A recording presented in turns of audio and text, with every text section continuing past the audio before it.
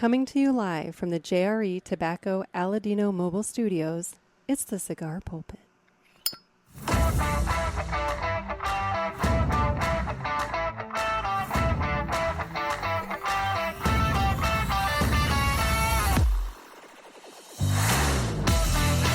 Hello, everybody, and welcome to another sermon from the Cigar Pulpit. I'm the Bishop of the Burn, Nick, and we are talking all things PCA today. Now, just right off the bat, I'm going to let you all know, this is part 1 of 2 of our PCA coverage. So today I'm bringing you interviews, and I'm going to give you kind of some of my thoughts about the show. And then on Tuesday, Paul and Shawn are going to join me again, and the three of us are going to kind of talk through the trade show, our collective thoughts and experiences, and kind of give you more of the story of how the trip went. Today, we're all business. So, speaking of business, let's get down to business, and let's get a cigar going. So, the cigar today that I will be smoking is one that I have been looking forward to trying, and got at the trade show from Rick and Sarah Rodriguez over at West Tampa Tobacco, and I will be smoking the Circle of Life Toro. It is a 6x54 Toro, and well, the blend is secret, and so all I know is this little bit of information here, that crafted by Rick Rodriguez in collaboration with his mentor Ernesto Perez Carrillo. This regular production line signifies a full circle moment for the renowned cigar makers. Blended in the Dominican Republic in the prestigious Casa Carrillo factory, the Circle of Life cigars offers a medium-bodied experience in Robusto, Toro, and Gigante sizes, Gordo, all elegantly boxed in sets of 20. So it's a secret blend. But anyway, looking forward to firing this guy up.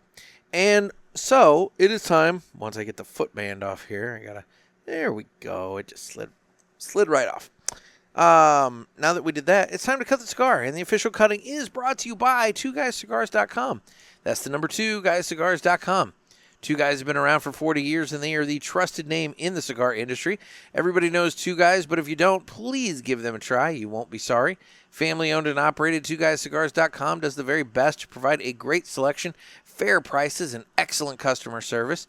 And please head on over to 2guyscigars.com for your next cigar purchase. Tell them that the Cigar Pulpit sent you. Let Dave know that his ad is working. You know, I'm better than a billboard. And just remember, that's the number 2guyscigars.com. And with that, it's time to go ahead and cut the cigar. I saw Dave at the trade show. Saw Dave and Ed Santa Maria and all the crew. Dan Davidson, you know, all there from Two Guys over there at the United booth. And boy, Dave and Ed Santa Maria are hard guys to track down. It was the last day of the show when I finally saw those guys. They were busy beavers all over that show, just making their presence known. And, you know, I knew Dave was there because he was all over Facebook and everywhere else promoting the unveiling of the Perdomo Legacy. But otherwise, I mean, it's like he was just busy, man. He was everywhere. So anyway, let's give this guy a cold draw here and see what we got. I get kind of a pumpernickel bread. I like kind of a pumpernickel bread kind of thing going on there. Although I do think I'm going to also, I did a straight cut. I think I'm going to give it the V. Just sometimes after I do a straight cut, if I don't clip off enough, sometimes there we go. Circle back and give it the V cut just to kind of open it up a little bit further, you know. All right, and I'm going to get this guy lit. And while I get this guy lit, you guys are going to hear the greatest commercial you've ever heard.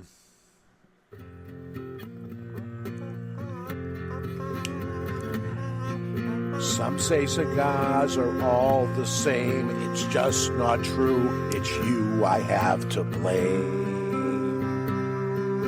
Well, I don't know, 'cause what I know, there is a cigar called Aladino. Corojo. Aladino Corojo. Aladino Corojo. They say authentic, so we're not confused, while the others say it's a word that's just abused. I guess that's so. They can't compete. At least I'm sure Aladino can't be beat. Corojo. Aladino Corojo. Aladino Corojo. Aladino Cigars uses authentic Corojo tobacco from JRE Tobacco. This is the greatest commercial you ever heard. Yeah. All righty then. Having a little bit of trouble getting this guy lit, but I'll be honest, it's probably on me. I don't know. Here's the thing, and I probably shouldn't be smoking this one on the show just yet. Sometimes samples are not exactly ready. And, I've got my samples that I brought back from PCA in a humidor, but I might have been pushing it, trying to get this guy on the show. I maybe should have waited a little bit, but anyway, he's fired up. We're going to get going with it. It is what it is. So I'm not going to judge the construction too much. So, all right. Well, now that we got that out of the way, listeners, Paul and Shawn joined me down in New Orleans for the 2025 PCA Trade Show, and that's the Premium Cigar Association, which they reported that nearly 6,000 people registered to attend this year's event. Don't think we hit that number in terms of attendance, actual attendance, and I don't know if that counts exhibitors, retailers, media. Is that everybody, or is it just retailers? I don't know, but I will say right off the bat, this was not a vacation. This was 100% work. I am incredibly glad that I didn't get sick down there, and I got sick prior to going, because that would have ruined everything for a lot of reasons, but I would have been completely and totally unable to do this. I'm glad that I got sick early enough that I had enough recovery time so that I could still do this. My energy level was still not where it should have been. I'm also incredibly out of shape for this. That was another thing. We'll get to that in a bit. But no, this was a lot of work. 100% different than TPE, like night and day. This was not even comparable. And that's one of those things where this show, it takes up the entirety of the section for the trade floor. We're talking 4 halls out of the New Orleans Convention Center, and it was a massive, massive show floor. With TPE, you're only worried about a quarter of the show floor, which is still not insignificant in size, but at the same time, it's way more walkable than this. This was so big, and it was very rectangular. It was shallow. When you came in the door and you went straight ahead, it was fairly shallow that way, but it was so vast the other two directions. It was very rectangular, and so getting from one end to the show floor to the other end took some time and took some effort, and that came into play during some of my interviews when I had something scheduled at one time over here, and then I had scheduled something with somebody else, and it was clear on the other end of the show floor. So in terms of lessons for future years, look at the map when you're scheduling your interviews, because you want to cluster them close together as best you can. But anyway, like I said, nearly 6,000 people registered to attend this year's trade show. We're already looking ahead to next year. So next year, it's going to be April 17th through the 20th, also in New Orleans. Then it's jumping back to Las Vegas for 2027 and 2028. Those are both at the beginning of March. So we're talking March 5th through the 8th, and then March 3rd through the 6th. So we're back in March when it goes back to Las Vegas. And then in 2029, it's back in New Orleans, date to be determined. So I find it interesting that in New Orleans, it's in April. In Vegas, it's in March. It's just, I guess it's just a schedule thing for the convention centers, which I did have a conversation with a gentleman who explained to me why it happens over the course of a weekend, and that has to do with just, dates available with convention centers and things of that nature. I get that. I do understand that. I do. I still think it would ideally be better for everybody if it were in the middle of the week, but whatever. I can't change something that has nothing to do with me. So there's that. But I'm going to give a brief overview of the events or kind of the couple days there. And then we're going to jump into some interviews because I've got a lot of interviews to get to. It's not all commercials, and I'll get to that in a little bit too. So Friday was the first day of the trade show. And Friday kicked off with a showing of the new hand-rolled documentary about Julio Aroa. And we saw a rough cut. We didn't see the totality of the rough cut. It cut off at a kind of an interesting place. It left a lot still unresolved. So I guess it was a tease, for us to see more. But we did see, a solid hour of it. It was incredibly interesting. I have some thoughts on it. I think this is going to be really nitpicky for a moment. Really, really nitpicky. The narrator on that thing, personally, I would have tried to go with a more traditional voice. They kind of went with a almost like a Sam. Oh God, what? Hang on a minute. I gotta look the guy's name up. Cause for the life of me, I can't remember now. Sam Elliott. They went with a Sam Elliott kind of a voice, and I get what they were going for. There were some parts that, quite frankly, didn't quite land for me. But whatever. It's not my movie. I thought it was a perfectly good documentary, even with the narrator choice. So it's what it is. So we watched that, and then after that, we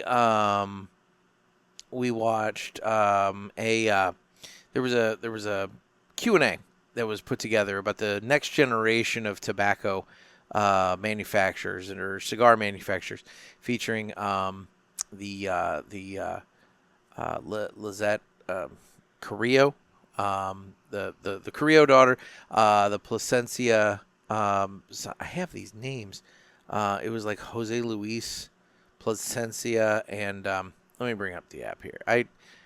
Guys, I don't think you want. I'm recording this at like midnight, and I really should have had this. No, not that schedule. Here we go. I should have had this under better control. This is on me. It was Lisette Perez Carrillo. She moderated it, and it featured Klaus Kellner and Jose Luis Plasencia. And so she would ask the two guys questions about what it's like growing up in these cigar families and getting involved in the family business and, becoming the next generation of cigar manufacturers. And to be honest, it was interesting. I think they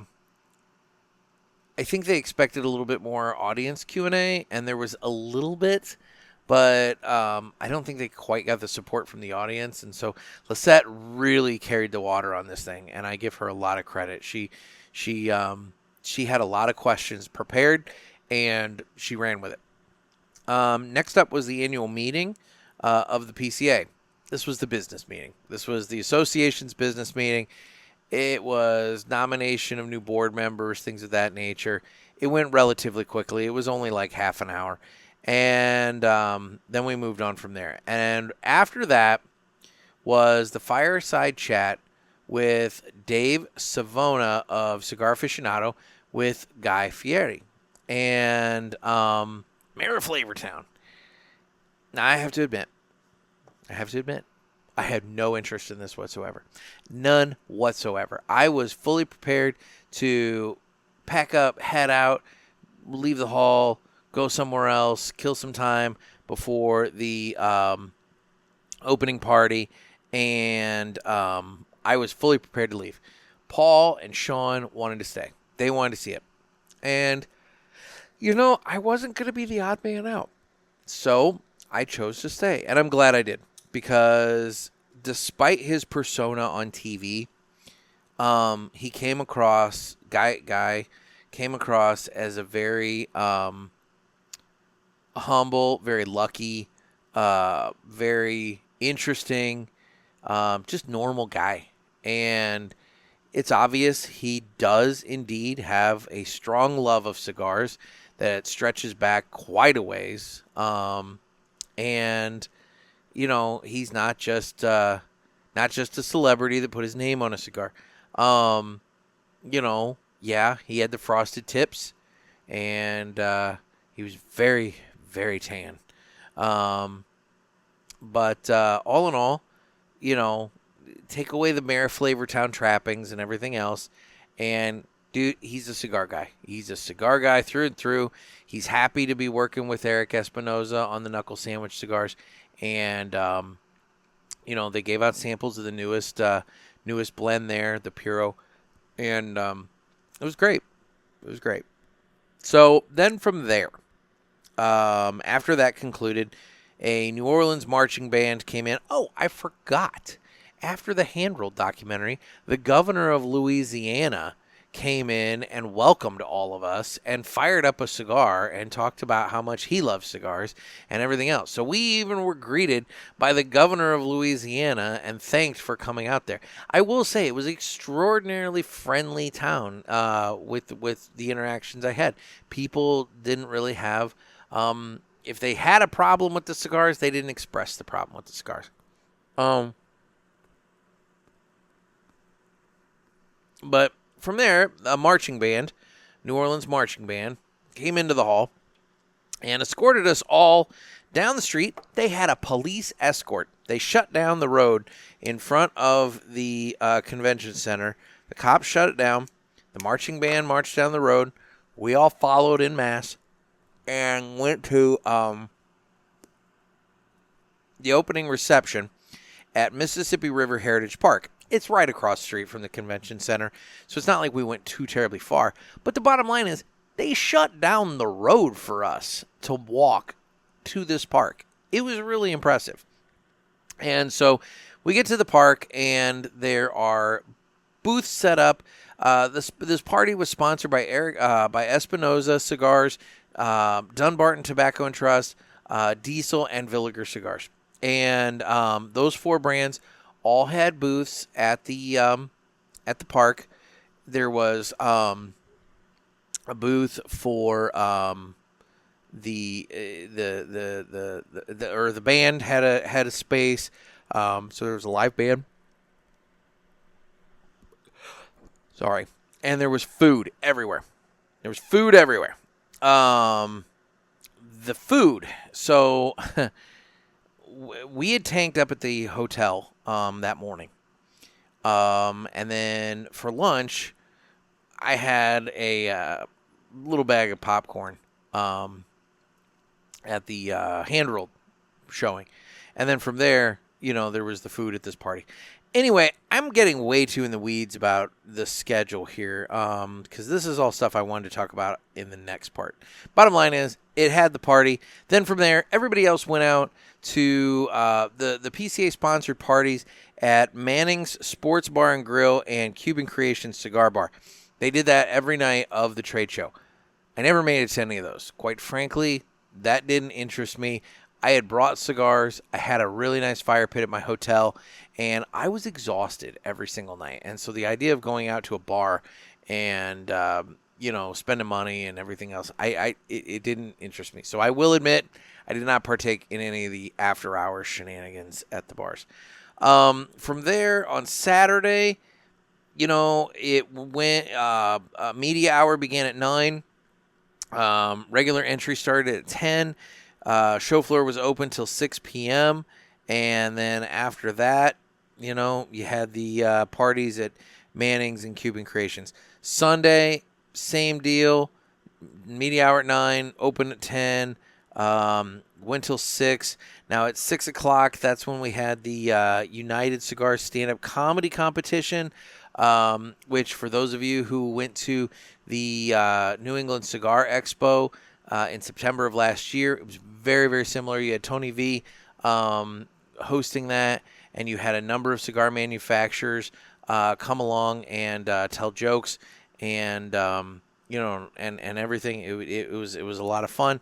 And then following that, you had the Best of the Leaf Awards, where shops won awards and were awarded or were congratulated for their efforts as being the best cigar shop, cigar bar, etc. Then on Monday, this is where things got weird. I guess they wanted to really pack it in this last day, give people a lot of opportunity this last day, because they opened the trade show at 8 a.m. with no early access for media, and it ran till 4. Truthfully, I don't know. I'll get into this later. But it ran from 8 to 4 on Monday, and that was it. From 4 o'clock on, booths were being torn down. People were packing up and heading home. And that was that. I went and did a few things Monday evening, and like I said, we'll get into that in part 2. And then Tuesday, I flew home early Tuesday morning and hit the ground running, putting my newspaper together, and I was up fairly late doing that. Then Wednesday, I did all my deliveries, and then today, I have spent all day editing all of these interviews. I have spent all day editing all these interviews together. And now here I am recording this for you. So that kind of brings you up to speed. That's kind of the schedule of the event. Now, like I said, there's a lot of detail I'm leaving out. Some of it I'm going to touch on now, or in this episode. Some of it I'm going to touch on in part 2. But why don't we now go ahead and just jump right in the interviews? Now, I did a number of interviews. They're all relatively short. But I did a number of interviews. I am running them in alphabetical order. That way, it's not a matter of one brand getting higher billing than another.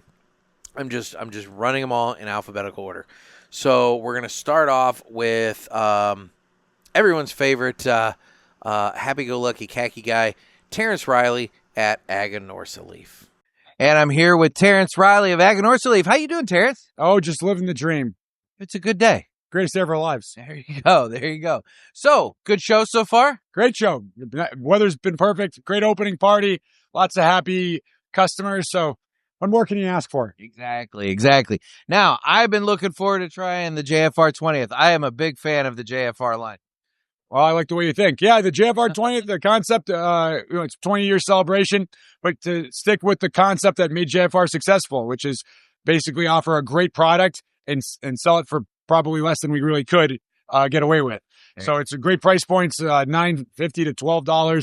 12 being a 7x70. Toro, Toro, 660, 4 3/4 by 70, and 770. Okay. So we're really excited. Perfect. Now, we're back in New Orleans for PCA. Sure. Do you have a favorite spot in New Orleans that you like to visit, or anywhere in particular that's impressed you? I like Cochon always here. I haven't been by yet, but Acme, oysters, I always like going there. Food here is amazing. You could throw a rock and end up with a good meal. For sure. We're like right by La Boca Steakhouse. It's like right by our hotel. Hey, you're living the dream. Exactly. So, along those lines, You're on death row. What's your final meal? Ceviche. Okay. Anything with it? Dessert, perhaps? Nope. I gotta watch the calorie intake. Right before you die, huh? You never know. Oh, You could be headed up there and you get hit by diabetes. okay. Have a diabetic coma right before you end up, man. That would suck. It would ruin the whole day. It really would. It wouldn't be the greatest day of your life anymore. Oh, so okay. So I got to ask, in terms of inspiration in your life, Sure. who's your biggest inspiration that's gotten you to this? Yeah, anyone, or certainly my parents are obviously a great inspiration to me. I had great parents. I was very blessed, and they're still around, thank God, and so they're still an inspiration. So I was very lucky in that way to have parents that were around and good role models, and God bless them, put up with a lot of garbage from me for a long time, and waited for me to turn out to halfway decent. There you go. There you go. And one final thought: the Malort. Why wouldn't you cave to the peer pressure? Or you did cave to the peer pressure. So did you. I did, but I expected you to say no. I'm a weak man. So am I, evidently. Yeah. So, yeah. Same boat. Yeah. So, PSA, Malort's no good. No good. No good. It's gross. Thank you, Terrence. Always a pleasure, my friend. Thank you. And I'm here with Fabian with Aganorsa Leaf. How you doing, I'm man? doing all right, man. Good to see you. Now, for those of you guys who are watching this, maybe you're not seeing it because I'm kind of camouflaged in front of our green floor. This is Fabian. I am a real person. I'm flexing. What's going on? Welcome. Good to see you. Good to see you. So you're very high energy. I was just telling you, you're like the opposite side of the coin from Terrence. He brings the khakis and you bring the Malort. I bring the Malort. I bring the excitement. It is yin yang in a sense. We have the teacher, the very reputable khaki will tell you ABC. And then we got the dreamer, the storyteller, the guy who gets people excited, sad, or angry.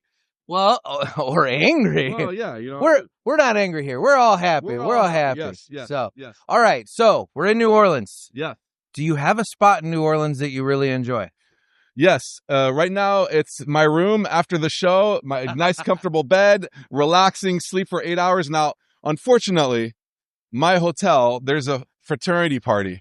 There's like 1,000 fraternity guys and all their little girls running around. And for some reason, I'm on their floor. So I haven't really gotten too much sleep. My favorite space is being invaded with lots of music that I don't really listen to, and lots of cackle, lots of laughing, and lots of, yo, bro, that's cool, man. Nice bicep, bro. Yeah, let's curl. Yeah. But no, one of my favorite. Wait a minute. Bicep. I mean, Oh yeah. Well, the Aganorsa bicep. Now, yeah. I have to say, full disclosure, we did use Terrence's arm for the logo. That's why it's a little flimsier than it should be, right? So yeah, it is Terrence's arm, but it is what it is. The logo was done before I showed up. Okay. Yes. Okay. So you're on death row. Okay. What is your final meal? Well, what did I do? Whatever you want to do. Okay, so my final meal, can I be gluttonous and just like, dude, it's whatever you want. Okay, all right. Well, I was born in Switzerland, so it has to do with some cheese. So it's going to be a very nice cheese fondue, okay? Oh. With some nice sourdough bread, and I'm just dipping that bread in that cheese. I'm eating that. I'm full. And of course, I'm having some of the finest mountain herb teas to go along with it. And to finish, of course, a nice piece of chocolate. Oh. But hopefully, it's all you can eat fondue, and I can keep eating, and that way I could die eating fondue and not getting died with whatever I'm going to get killed by it. There you go. I like that answer. Yes. All right, now Death by cheese. Death by cheese. Yeah. Now we're gonna go the opposite way. I'm gonna make you think for a moment. All right. All right. So you're well known in the cigar industry. I'm more infamous than famous, but thank you. Thank you for the kind words. Either which way. Yes. Other than cigars, what do you want to be known for? What's your legacy? I always make fun of myself. I think I'm kind of humble, whatever. I don't take life too seriously. I try to go to bed a better person than I wake up that morning.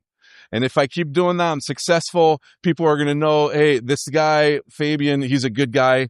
And now that I keep talking about it and I thought about it, I want to be known as someone who always fulfilled his promises, never you're going to disappoint some people, but never make promises I couldn't fulfill, and always say the truth. Sometimes the truth is very hard to listen or say, but they always got the truth and they always got it straight on from my mouth and whatnot. I have no problem to have that tough discussion, because you know what? Sometimes when you start a relationship with a tough discussion, that relationship, if it survives, becomes amazing, and then you understand each other. So someone who stands by their word, and someone who enjoys life, and someone that doesn't really take themselves too seriously. Love it. Love it.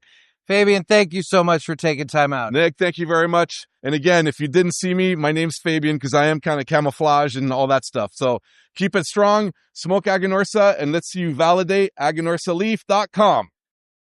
And we're here with Justo Roa. How you doing, Justo? Hey, good to see you, Nick. It's awesome to see you all the time. Fantastic to see you. I don't see you all the time. I barely. Oh, but every time I see you, it's a lot. So it's It is a lot. It is a lot. I didn't get to see you at TPE. You didn't come out this year, but that's all right. Oh, that's why. I was in Honduras. I got to hang out with your lovely wife and girls. Well, so yeah, Honduras. Yes, I was there with little Vivi. So we were taking care of some visitors. there you go. So let's talk a little bit about you. Now, before we get into some of the more, personal questions, I got to talk to you about the hand-rolled documentary. What an amazing feature about your father. You know what? It is actually pretty flattering, because to have so much history and to come together, and you could see so many people that are involved in that history that are intimately related in the industry, it's kind of like a big family. So, you have the big players like John Oliva, Angel Oliva, Nestor, Fuente, my dad, and they're all part of that same root of people that have created an industry into something that is so special and bring people together.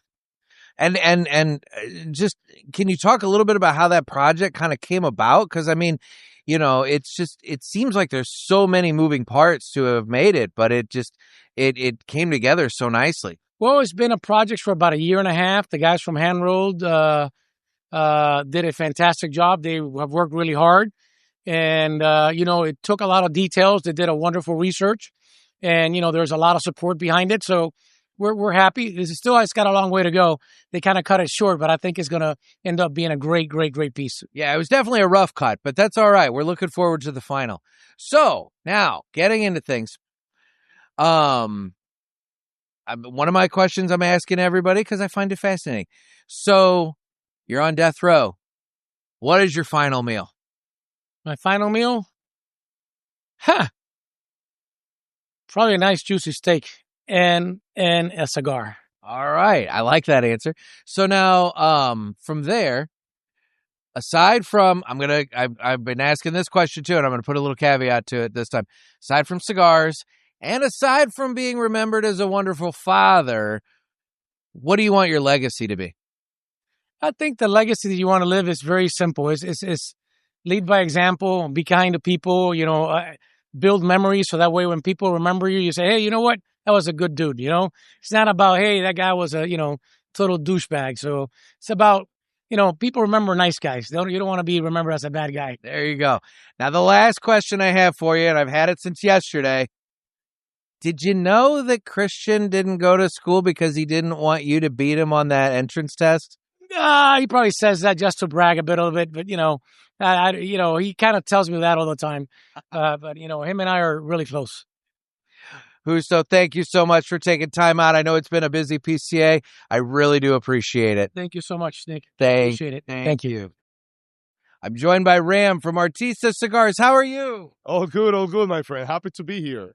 How's the show been for you so far? The show so far so good. Yesterday was quite busy. Today we have high expectation as well. So, yeah. So I have to think that your company has got to be seeing some interest and some growth in light of both the current economic times, talk of tariffs, everything else, because your cigars are amazing, but then in terms of the price point, they just hit that sweet spot that the consumer is dying for right now. Yes, that's what we always try to do. We are a vertically integrated company, so we are able to afford these kind of things, go a little bit lower than the average price for a similar quality products. With the tariff, yeah, everybody's gonna get a little bit of a hit. It's okay. In our case, what we are gonna try to achieve is to minimize the price increase as much as possible. The products that we have in stock in our warehouse in Miami, those ones, the price will remain as we have it in all of our price lists. So hopefully we don't have to do an increase anytime soon. But in the meantime, everything is fine. You know, we have some a good stock in Miami, so we can continue the business. And my personal favorite, as a guy who owns a newspaper and has his journalism degree, I love the Paperboy. Oh, thank you. That paper is actually newspaper. You know, so some people think, oh, it's just a random packaging material. Instead of going to the traditional factory that prints packaging material overall, I went to an old newspaper company in my country to do that. They were kind of shocked, like what the hell is going on here? What I'm reading on the bundle is basically like a bunch of random fake news. Well, like most of the other newspapers out there. Anyway. Yeah. No, I learned that actually from your booth out at TPE earlier this year, that you guys had gone and done that. And trust me, as somebody who owns a newspaper, if somebody came to me and said, "Hey, we need to get paper for packaging material and everything from you," I'd be like, "Yes, a new revenue stream. Yes, I love it." So I'd be surprised, but I'd be happy. Yeah. I think it's cool, you know. And honestly, like me in particular, I was kind of like the nerdy kid when I was younger, you know. We used to get the newspaper, and I still kind of have this sentiment for the smell of the newspaper, you know. Oh yeah. So when I'm in the factory and I see this pile of packaging material, sometimes I'll just, you know, touch it just to feel that little newspaper smell on it. I love it. All right, so I've got a couple questions I've been asking everybody, just kind of little fun things. So I'm going to start off by asking, you're on death row. What is your last meal? Mango. It's a Dominican meal. Yes, mashed plantains with fried egg, fried cheese, and salami. All right. Never goes wrong with mango. Sounds interesting. I've never had that before. It sounds interesting. The other question I want to get you thinking a little bit is, aside from cigars, what do you want your personal legacy to be? What do you want to be remembered for? That's a deep one, brother. Jesus Christ. What you thinking? Yeah. So for me, it's not only about cigars and money, you know, like I want to make sure my community, all the people that lives out of what we come here to sell, that they have a good life, that their kids are able to go to school, to study, and become somebody, you know? So for me, the legacy is basically to have a lot of people be successful thanks for the effort their families have done in our factory. Fantastic. Thank you so much for taking time out. I hope you have a wonderful rest of the PCA. Thank you. My sister have something very important to say to you guys as well. Elba Rosa. For the listeners, she didn't want to come on. Yeah. No, but she has something very important to tell everybody. She wants to invite everybody to this beautiful event we're doing in the Dominican. Oh. Yes, it's called the Dominican Cigar Expo. This is my sister, Elba. Okay. Hello. She wants to invite you guys to the Dominican Cigar Expo. Hi, guys. This April 25th, 26th, and 27th, come join us to the Dominican Cigar Expo at Santiago, Parque Central. Thank you. All right. And we're here with Jonas from Blackbird Cigars. How you doing, Jonas? Everything is great, man. Nick, what's up? I'm having a wonderful time here at PCA. So I got a few questions. We're trying to get to know the man. Okay. So you've been to New Orleans before. What's your favorite New Orleans spot? Right now, I can't even remember. But the thing is, I just want to say, everywhere we go to have a great lunch or breakfast or dinner, it has been over the top. It's like, I really like it. Perfect meal before a great cigar. Okay, all right. So now, along those lines, perfect meal. Let's say you're on death row. What is your final meal? You know you're dying in like an hour. What are you eating? Like, what would be my last meal before I die. Yep. Probably it's gonna be a sancocho from Dominican Republic. I just don't know if I'm gonna be able to do it right before I'm dying. I mean, you got to figure it out. You know, you got to have that thing. But okay, all right. So then, my other question. I want to get you thinking here first thing in the morning. You know, it's a little early, but we want to get you thinking. All right. Other than cigars, what do you personally want to be remembered for? About my message.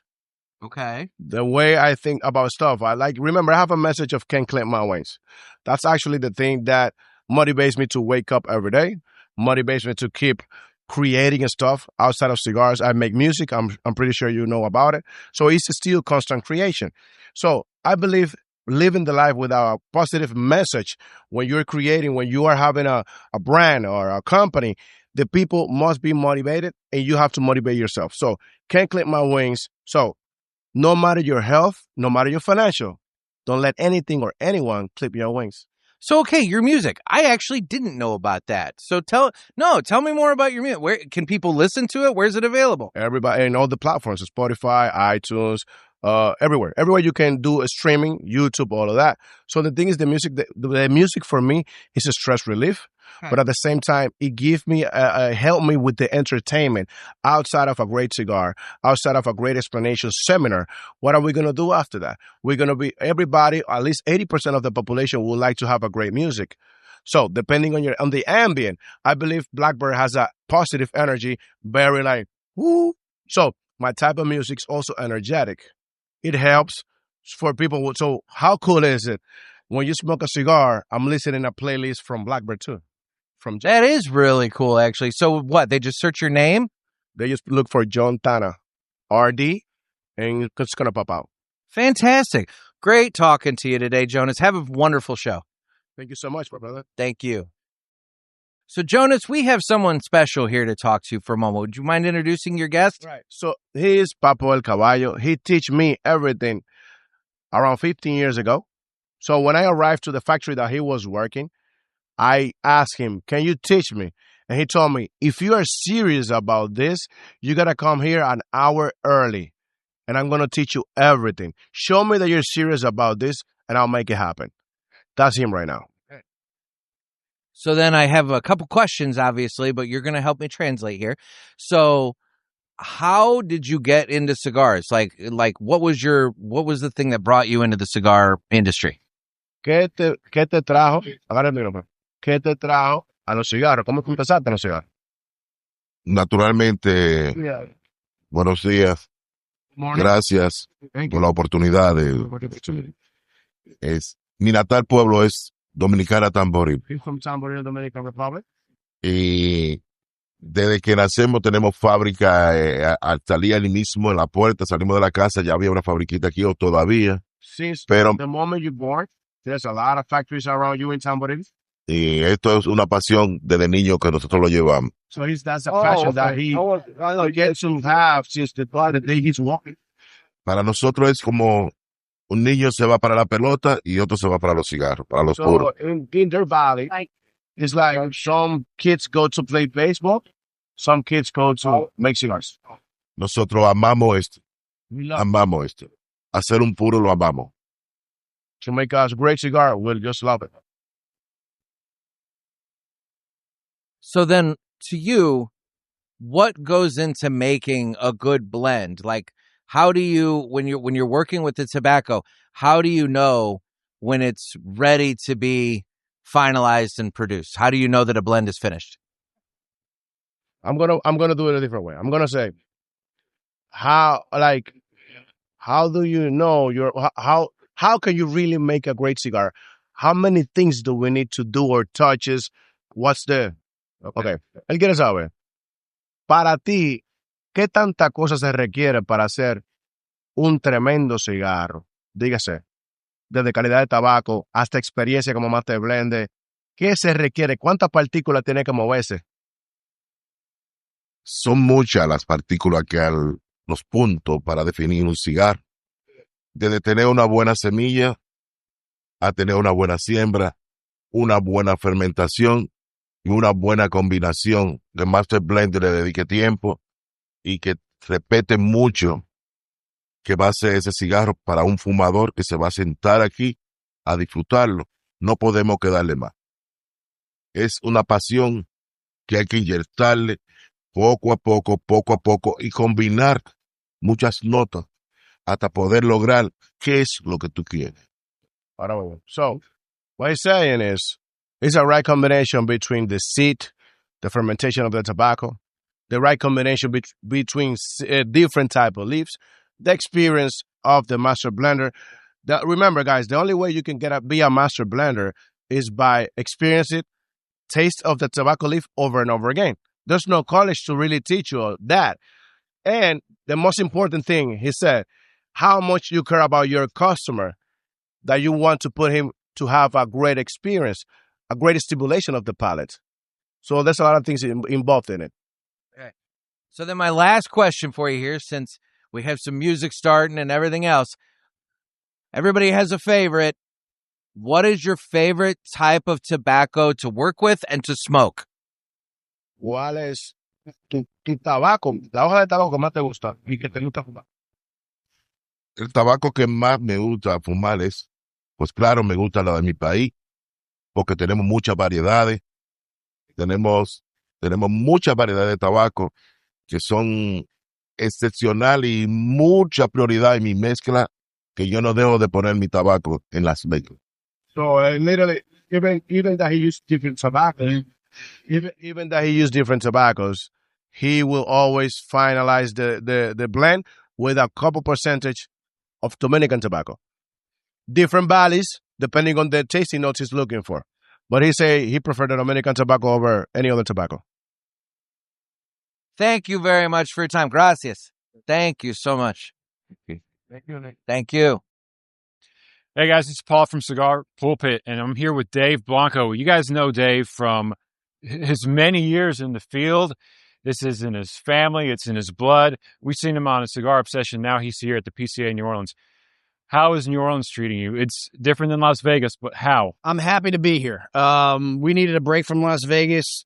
It's a much more relaxed atmosphere. It's less expensive. It's more convenient. I'm just tired of the Las Vegas scene. You know what I mean? It's so plastique. Yeah. New Orleans is a little more in your face. I'm not a big Bourbon Street guy, but I love the food. I love the culture. So I go out and I can do different things. What's been some of your favorite places around here? Oof. Mulatz, is it called? Mulatz is the one restaurant that we like. I definitely already had about 5 pounds of crawfish because it's seasoned down here right now. Drago's is incredible. If you go to Drago's, you get the charbroiled oysters. So there's lots going on. It's not just cigars, but of course, if you want to drink, there's lots of that going on Bourbon Street. Nice. Okay, let's go with this. You've been a great success in your career. You got these humidors going now. You're all over the place in the military. What's been part of your influence that got you into this and keeps you going? My family's heritage. This is a legacy that I am trying to continue to perpetuate for the next generation. I'm a 5th generation in the business. It would have been lost with my father when he left Cuba. The family lost everything. And it was up to me either to perpetuate it and start it up again or not. I grew up in the city of Chicago. I was born and raised in Chicago. I'm the first one in my family, not born in Cuba. And I grew up a Chicago kid. And it wasn't like the cigar business was there for me to take over. It didn't exist anymore. We lost everything in 1961 when my family came here. And in the mid-90s, I saw an opportunity to resurrect it. And I said to my father and my uncle, who the generation that came, I said, I can't do this by myself. Would you be my partners? I want to resurrect a legacy. I don't want the 100+ years. They started in 1886 in Cuba. I didn't want that to be dead. It was too many lifetimes of work. And I said, if I can bring that back, not only for myself and the family name, but perpetuate it for the following generation. I'm the 5th. I want there to be a 6th and a 7th. Then let me try. And that's what the motivation that drove me to do it, to bring it back to life. And I just thought of all the decades and the family, the generations before that, their entire lives depended and were surrounded by tobacco, that what was it for? You know, and I wanted to make sure that it wasn't for nothing, that their legacy lived on. And so that's truly what I did it for. And I could make a living at something that I had a passion for. And I love making cigars. That's, as a blender, that's what I love to do. And you mentioned legacy a couple times. So we'll try to trip you up here. If you had to leave behind a legacy and it wasn't cigars, what would you want to be remembered for? An honorable man with some integrity, dignity, and patriot to my country. I've served, as you said, in the military. I was a deputy sheriff in Cook County. I was a Chicago firefighter. So service is very important to my family. My father has over 40 years of service. My uncle is a 100% retired Vietnam veteran, did over 20 years. So service is first. Country, family, God first, of course.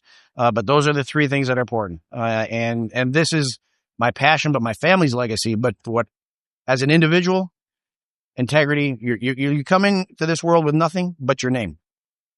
And that's what you generally leave out with. If your name, what you leave behind is what it is, if it's not a good one, then you didn't live the right way. So that's what I try to leave behind. I like that answer. That's a good one. Now let's do a fun one. Okay. The color purple is my answer. I don't know what the question is, but it's purple. Okay. If trademarks were not an issue, like nothing, you can get anything you want. Mm-hmm. How would you market or brand your next cigar? With a big X. No, I'm just joking. Just joking. Carlito, if you ever watch it, it was a joke. It was a joke. Wow. I don't know. How would I brand it if trademarks were? A Marvel superhero, a football team, anything. Oh, okay. I've already done it. My family logo. My family logo is our brand. The family crest from Spain, the Blanco name, the family crest is who we are. It represents who we are as a family. So that's it. I've got the logo and the imagery that I want. So I don't think there's something out there that I can't make that I would want to make with a name. Cohiba? Could I use Cohiba? I probably use Cohiba because I can sell a bunch of cigars. Yeah. I got a good printer. So that's all I need to say. Good answer. Maybe something that's commercially available that would sell itself. Right. But I don't think there's any name out there. But Cohiba's a good one. I hear if it says Cohiba, it sells. It sells. That's great. Well, Dave, thanks for being on the Cigar Pulpit with us. You're welcome. And I wish you luck on the show. Every time we walk by, you're just killing it. So keep it going, and I hope to see you next time. Thanks, man. Maybe you'll grow up the next time I see you and be as tall as me. Yeah, it's so rare, but maybe next time. Thanks, guys. I used to play basketball, too, so stay smoky.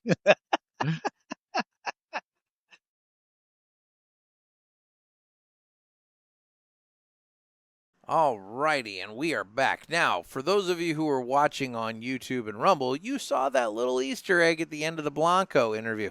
For those of you listening to the audio, you might want to go to the video because there's a little thing with the end of that interview that I left. I thought it was amusing. It added a little bit to that interview. So I'm now going to get into some of my top takeaways from PCA. These are thoughts that I had during and after the show, kind of reflecting back on the weekend and everything else. So the first takeaway that I had, and this is the biggest one, this is the one that has struck me. It struck me there. It has continued to strike me, is that there's just, it's sad. It's very sad because there's not enough time to visit. You get there and you see people that you maybe see at best once a year, maybe twice a year. I got there, I saw Renee from Villiger. I haven't seen him since Pulpit Fest.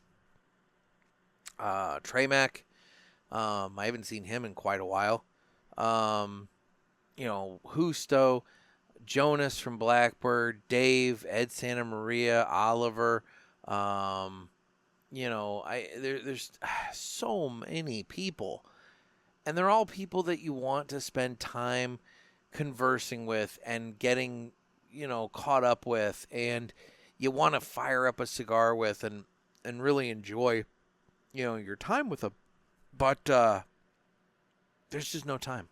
There's no time to be had because during the show, they're busy, they're doing business.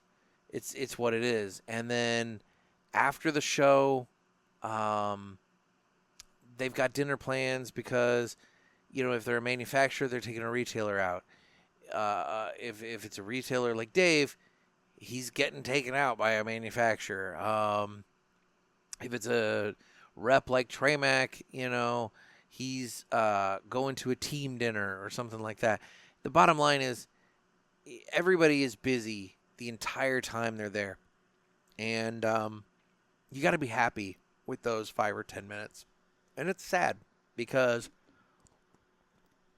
I look forward to seeing these people. And so in that regard, I came away from this a little sad. I don't want to say disappointed because, look, man, I'm a grown ass adult. I understand that they have business to do, but it is kind of sad in that regard. Moving on to something a little bit happier. This was an extremely walkable event. The convention center. The convention center is very long. It's a very long, and it's expansive. But my hotel was 2.5 blocks up the road from the convention center. So we would take the road down to the intersection, cross the street, get to the convention center, and then from there, that spat us out right at about Hall C. We had to walk down to Hall I in order to access the show floor. So it was a fairly significant walk. But then from there, once you get down there, then you kind of walk back up the street a little bit, and you can instead of walking all the way up to the street where our hotel was, you cross the street and kind of go back that direction, and there's all the food options. So just south, I don't know, some direction. It felt like south. Just a little bit away, maybe a block, 2, from our hotel. You had Koshan. You had this taqueria that we went to.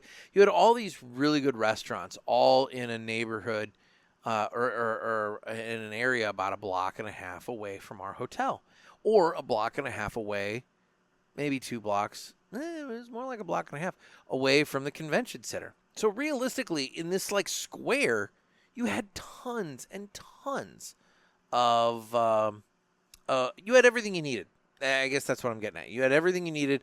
It was all walkable. I rode in a car from the airport to the hotel and from the hotel to the airport. But for the rest of the time I was on this trip, I never got in a car, and it was nice. It was good. I will say it kicked my ass. But that has more to do with my own personal life choices and less to do with this. It was extremely walkable, and now that I know what is entailed, I mean, next year I plan on not being quite as in rough shape for this. I mean, I have goals, but yeah. So it was really, really walkable. It worked really well. Okay, well, those are my first 2 takeaways. Let's go ahead and jump back into the interviews because they're going to take some time. So coming up now, we have we're going to start off with a brand that Leo from Nova actually introduced me to this brand, and it is Casa de Sueños. And we're here with Patrick Diaz of Casa de Sueños. That's correct. I'm from the Midwest, man. When you start talking the Spanish, it's like, No, man, listen, it's okay. We have a lot of folks that have a little hard time pronouncing the name, but it represents House of Dreams. That's what it translates for, and we feel it's appropriate because our cigars are made in the Dominican Republic. Fantastic. So let's get to know you just a little bit. So we're here in New Orleans. Everybody's talking about all the places they went to dinner. Is there anywhere that maybe you've visited during this trip that really stood out to you? Well, I just love the city and culture of New Orleans. There's not a bad spot that you can go to. We went to Napoleon's one night, but I'm more enriched with the culture of the city that it gives you. And the people are super friendly. It is a cigar town.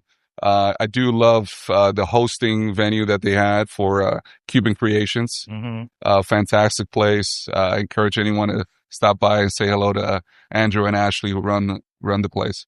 Fantastic. All right. This is a question I've been asking everybody now. You're on death row. What is your final meal? In detail. In detail. Oh man, that's a great question. Death row. You know, I I'm Puerto Rican, so I would, but it would have to. My mom would have to cook it. Okay. So I wouldn't order from a fancy restaurant. I would just have some lechon, roasted pork, con gandules, plantains, a little side salad, and a glass of sangria. All right. All right. Now, the other thing, aside from cigars and maybe being a good family man, I don't know if you have kids and all that or not, but all right. Aside from those two things, what do you want your legacy to be? Oh man, I think aside from being a family man and a good dad, I don't have any lineage in the tobacco business. We started as a founding partner. We started in a lounge. The six of us, my partner bought the lounge that we were members of and wanted to create a cigar. My only request was that it wasn't just going to be a house cigar. It was going to be something special that we create for other people who love the leaf, and that we take them through a journey of reflection, relaxation, hopefulness, and they remember Casa Sueños whether they walk their dog or they're sitting at their porch, whatever that moment, it took them, and they left with a pleasurable experience. All right. Thank you so much for taking time out. I hope you had a wonderful trade show. I sure did. Appreciate the time. And I'm here with Tony Hogan of Crux Cigars. How you doing? I am wonderful. How about yourself today? Good, good. Good show so far? Great show. Yes, thank you. Now, you guys were a fairly busy booth yesterday because, obviously with the Masters, you guys had like the biggest TV in the show hall. We decided, maybe selfishly for how much we all like golf, but also not a bad marketing tool, to have a bunch of people standing around your booth on Sunday and Saturday for that case too, but enjoying Masters golf. Had a nice putt contest, raffled off some golf clubs. Yeah, it definitely worked. And now we got some great content out there. Brilliant, brilliant. So, okay, we're going to do a couple questions here. Now, I have one question I've asked everybody. You're on death row. What is your last meal? Oh, I am going to go with...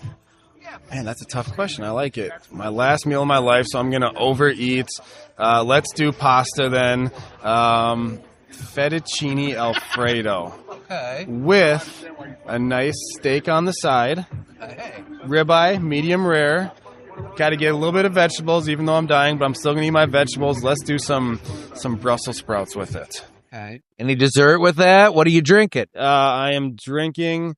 Oh, so am I paying for it, or is this is prison? This is tax dollar money, man. Yeah. I'm paying for it. We'll go Macallan 18. Oh, we'll just do something that won't affect the tax dollars too much. For dessert, it's going to be Oreos and ice cream. Okay. All right. Okay. Now, the other question, going to make you think a little bit here. Maybe think a little bit. All right. So, obviously, in life, everybody has inspirations, some from young, some whatever. Who's been the biggest inspiration in your life? Oh, that's a great question. Obviously, a lot of my inspiration comes from family. Can I pick three?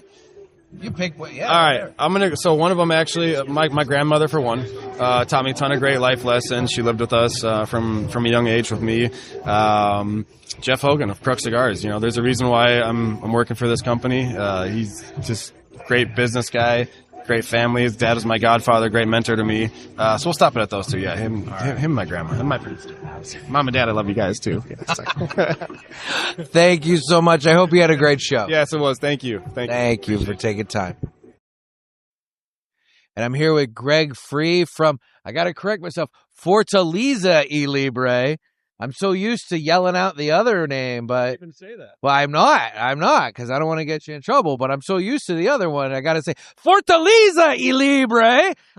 Yeah, Fortaleza y Libre. There you go. So okay, you got to say it so enthusiastically. It's like you got to go with it. I got to be bullish. Yeah, exactly. You got to be bullish. So okay, so we're here at PCA, and it's in New Orleans. What's your favorite place to eat in New Orleans? Do you have one? There was a place called the Cajun Cabin on Bourbon Street that I used to go to when I came to Mardi Gras like 8 years in a row. I don't know if it's still there. but they have great live music, great food, and it's amazing. Okay. All right. So now my next question, I'm asking everybody because I find it fascinating. You're on death row. You're going to be gone in an hour. What is your final meal? What did I do to get on death row? Whatever you want. Okay, so let's assume it's murder. Okay. I'm going to do a rare steak. I mean, like blue rare, where it's still cold in the middle. Okay. And I'm going to savor that thing with a huge loaded baked potato, some asparagus spears, call it a day. No dessert? No, I'm low carbonate, man. I got to look good on the electric chair. You know, I'm sizzling. I don't want to be shaken. I want to be, nice. Okay. Okay. Fair enough. So, other than cigars, what do you want your personal legacy to be?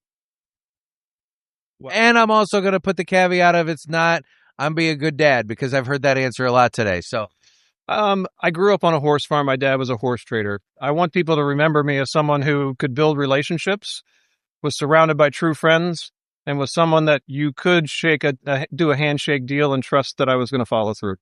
All right, fantastic.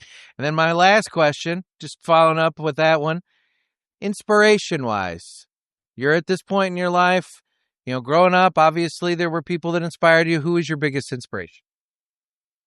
I think my mom.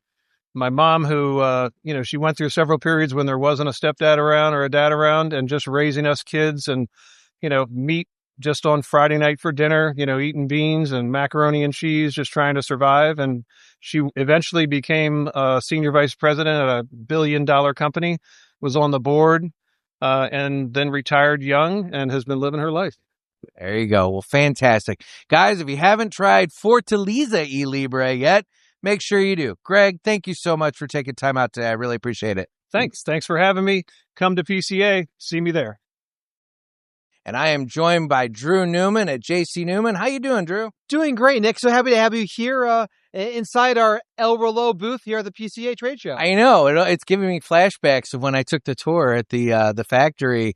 That would have been 2020. It was been a few years. I feel like it was about 2 weeks before you started the actual public tour. It was. You were kind of the guinea pig. I was the dry run. It was, exactly. Which means you have to come back and visit. For sure. I would love that. So, what I'm doing now is I'm kind of getting to know the man a little bit, And so I want to start off with, this is obviously not your first time in New Orleans. No, not at all. Do you have a favorite spot in town? No.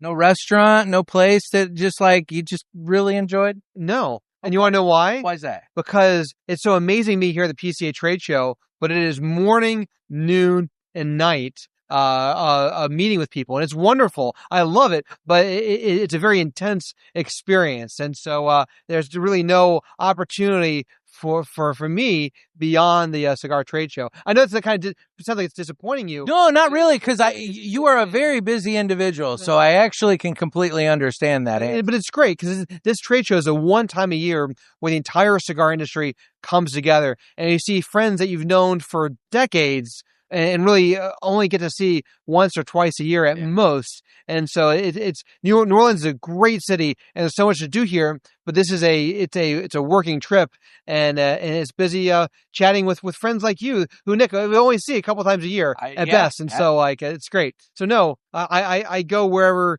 things are, but it's about cigars this week. All right. Well, my next question. Sorry. No, don't apologize. So my next question though is still kind of food related. Let's say you knew you were on death row and you had like an hour to go. What's your final meal? Was my final meal? I don't know. I'd probably say, a Cuban sandwich, which is the traditional cigar workers' food in the cigar city of Tampa. It was something that they made in the morning, and then they could keep it with them during the day and eat it at lunch. And what I love about the Cuban sandwich is it represents the diversity and the melting pot of cultures that came to Tampa to found the cigar industry 140 years ago. And so Tampa became Cigar City because of basically four distinct groups of people: the Spaniards, Cubans, Italians, and Germans. And each one brought their own culture, their language, their traditions, and their foods. And those four communities are represented in the Cuban sandwich that is pressed together like the melting pot of cultures that founded Ybor City and turned it into Cigar City. You know, I'll tell you, I've said this before and I'll say it again.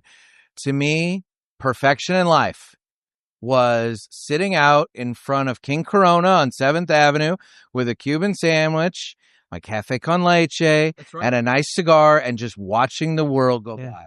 You know, Tampa's been known as Cigar City for 140 years, and I'm convinced this is true, that there's no place more cigar friendly in the United States than Tampa, because the cigar industry built our city and fueled its economy from its earliest days. And so even people who don't smoke cigars in Tampa appreciate and respect its history. And so cigars are welcomed more in Tampa than anywhere else in the country.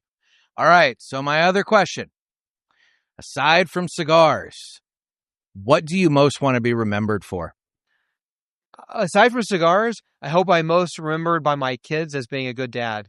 I have a 2-year-old and a 5-year-old, and I was blessed to have a wonderful father and a great family. And it's difficult when this trade show's on a weekend, because like today, my 5-year-old had a T-ball game and I missed it. But I'll be at the game next week, and was the game last week, and I hope I'm most remembered for being a great dad, just like the dad that I have. There you go. Well, thank you so much for taking time out. I really appreciate it. My pleasure, Nick. And it's been 5 years since you were in Tampa, and you got to come back and visit us, and hope that all your viewers of the Cigar Pulpit will come and see us at the Cigar City of Tampa. I highly recommend that factory tour. Now, real quick, because you prompted this. Yeah. Let's get an update on the building across the street, the hotel. Yeah. So when you visited us in 2020, we had 0 visitors. For our factory's first 100 years in life, it was just a cigar factory. It was not built for tourists, but in celebration of our company's 125th anniversary, we restored El Reloj, opened to the public, practiced giving tours to you, and then we opened to everybody else. We went from having 0 visitors 5 years ago to 20,000 visitors last year for cigar factory tours, cigar rolling classes, tastings, events, and more. And now we're expanding. We're restoring the building across the street that opened a few months after our factory did in 1910, and bringing it back to life the same way it was 100 years ago, with a restaurant, a cigar lounge on the first floor, and an 11-room hotel on the second floor. And if all goes well, it should open up late next year. All right. Well, fantastic. Thank you so much. Thank you, Nick, and we'll see you there. Yep. All right. So we're at the LFD booth with Lito Gomez Jr. And so I have to ask, we're in New Orleans for PCA 2025. You've been in New Orleans before. What's your favorite New Orleans spot? Honestly, so last night we ate at Commander's Palace. Whoever this commander is, I'm a huge fan. The pecan crusted fish was honestly the best piece of fish I've had in my life. That's the place where the guys have to wear the jackets, and it's very. Oh yeah. And by the way, I think I have bunions from walking up all the stairs in that restaurant now, so not really great. At least we got a new carpet that's very soft, right? That is nice. And you're walking around on trade show floors and everything. It's like you got to have the plush carpet. It really is torture. I swear. But I love to say that I'm a masochist as well as the rest of us in this industry. We have a little bit of a masochist in us all. It's because we love this shit for another reason, but I wouldn't change it. Well, I will say I'm giving an award at the end of the trade show for who has the plushest, thickest carpet. And so far, of the few booths I've been to, you guys are winning. So, Your awards anymore, strictly carpets of the year. I'm a big fan of that. But back to the original question, Two Jacks is another one of my favorites. Love Two Jacks.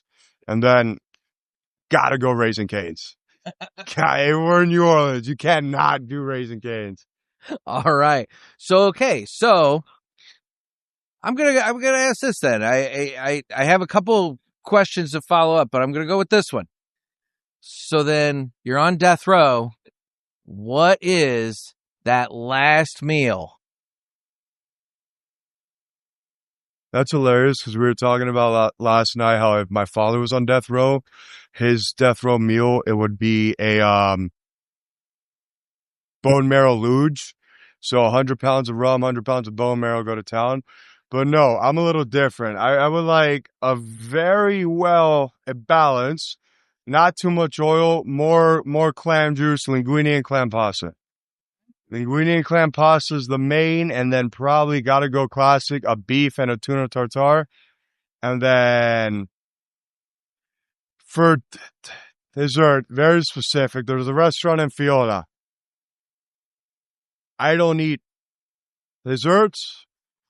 I don't like sugar. I have yours. I'm good with that. I'll take yours. But there's this chocolate cake with hazelnuts and a bunch of crunchy hazelnuts. The only dessert I eat, and I will eat it every day. So I've changed my life to avoid even passing that restaurant from now on. It's called Fiora in Miami. The hazelnut chocolate cake is lights out if anybody ever wants to go and try it. Okay. So now I like to end this with something that makes you think. And under normal circumstances, I would ask, like, who's your biggest inspiration in life? But I think I have an idea on that. That's, if it would be hard for me not to say the obvious answer, right? If you look at, the company that we are at today, La Flor Dominicana, this was a wild pipe dream, made by a 40-year-old and his wife, with no previous experience, nobody to help them or guide them. Thankfully, we were in an industry where competitors are the reason we're here, and they ended up receiving the help. But apart from the company, I've been through a lot, and I don't think anything that I've ever done would have been possible without my parents. And I would have to say my biggest inspiration, no matter what. I used to be a Green Lantern guy, but it's Lido effing Gomez Sr. And my mother Inez. I won't get too emotional, but if you guys read the story, hopefully we could have you sit down with them, get an interview. It's one of those stories where nothing was supposed to work and nothing worked until one day it finally worked. And every day I wake up with a chip on my shoulder and I look at the mirror, and I learned this from my father.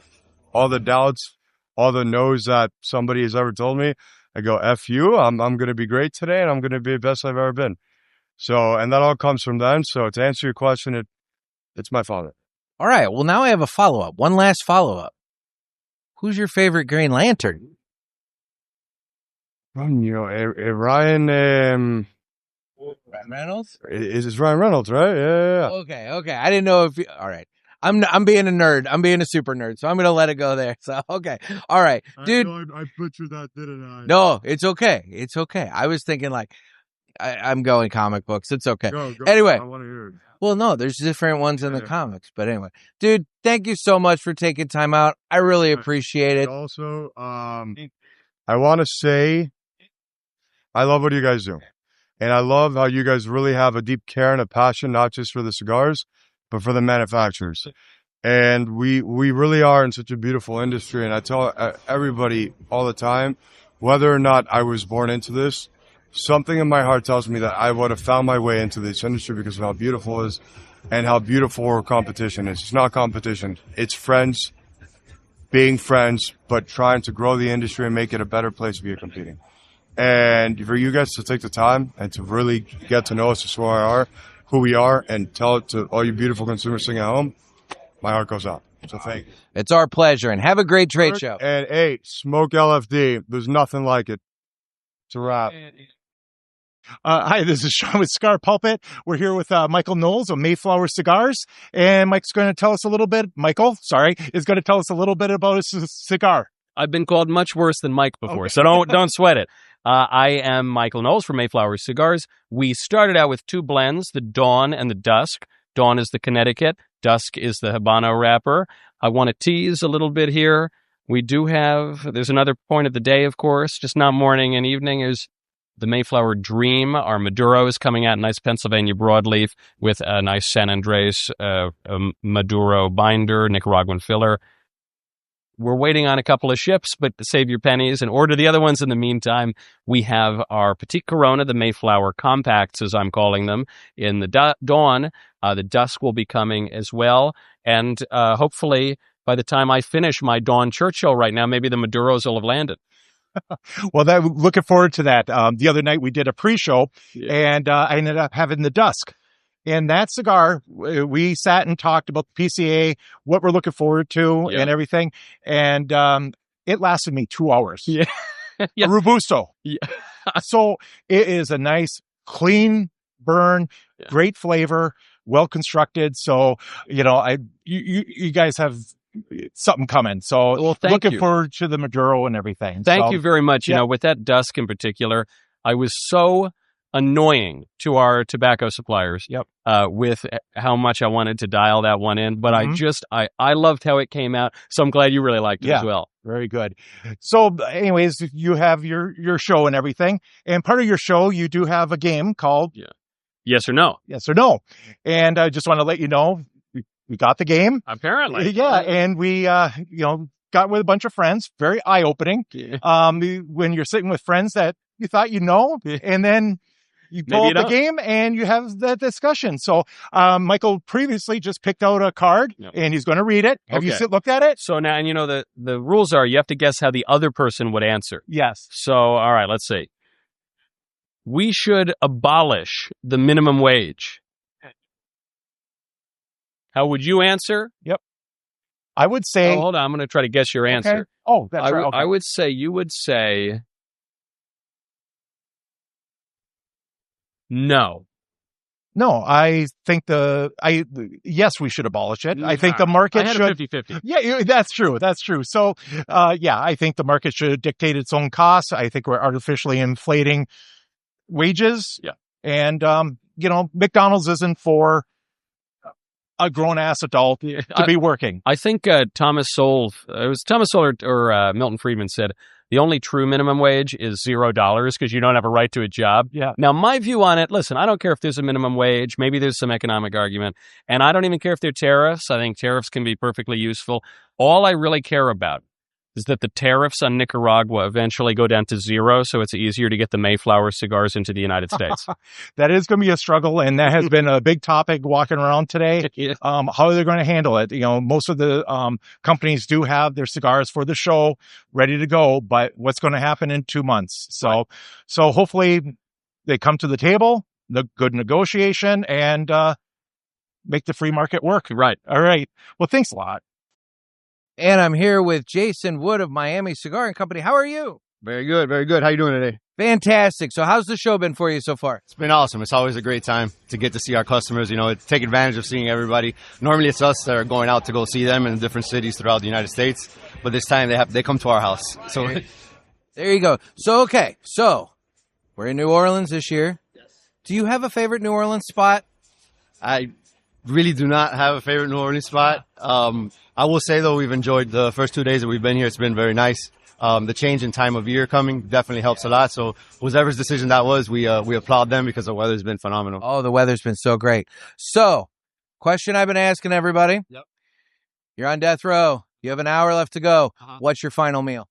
Final meal has to be pizza. I'm a pizza guy. What? All right. What kind of pizza? What's on the toppings, crust? Yeah, easy. It's got to be thin. It's got to be crunchy. You got to have the pepperonis, mushrooms, and garlic. Easy. Okay. All right. So in terms of your life, yes, who's your biggest inspiration? Who has inspired you and got you to this point? This is easy. Nestor Miranda.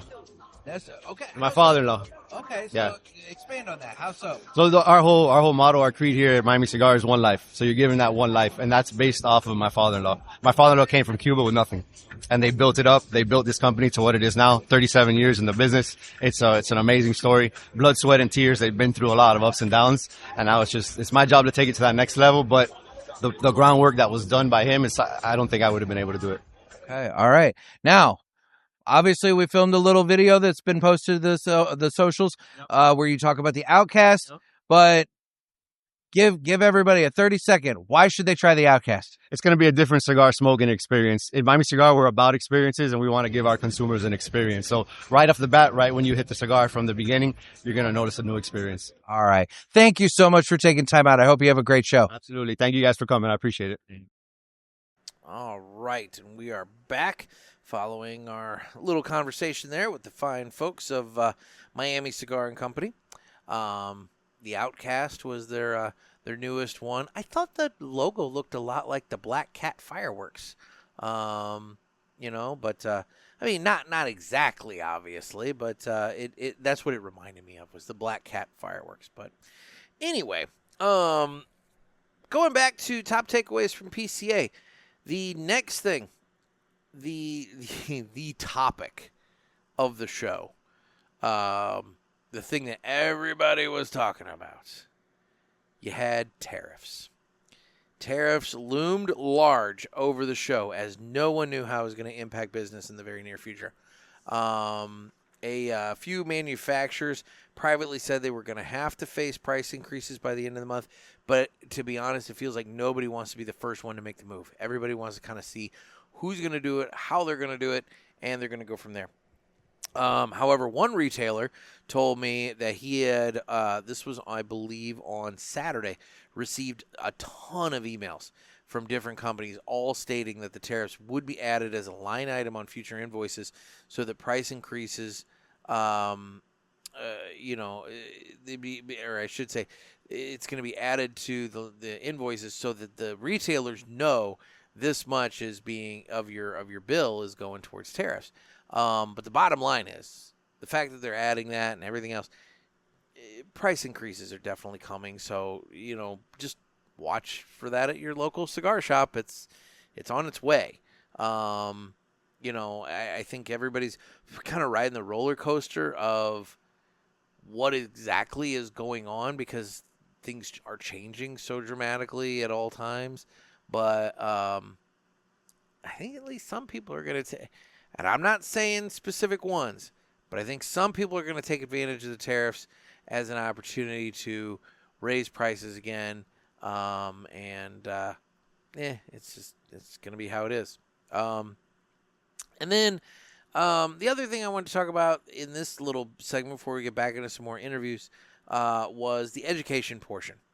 Friday was made up of a lot of seminars and education stuff, as I told you about.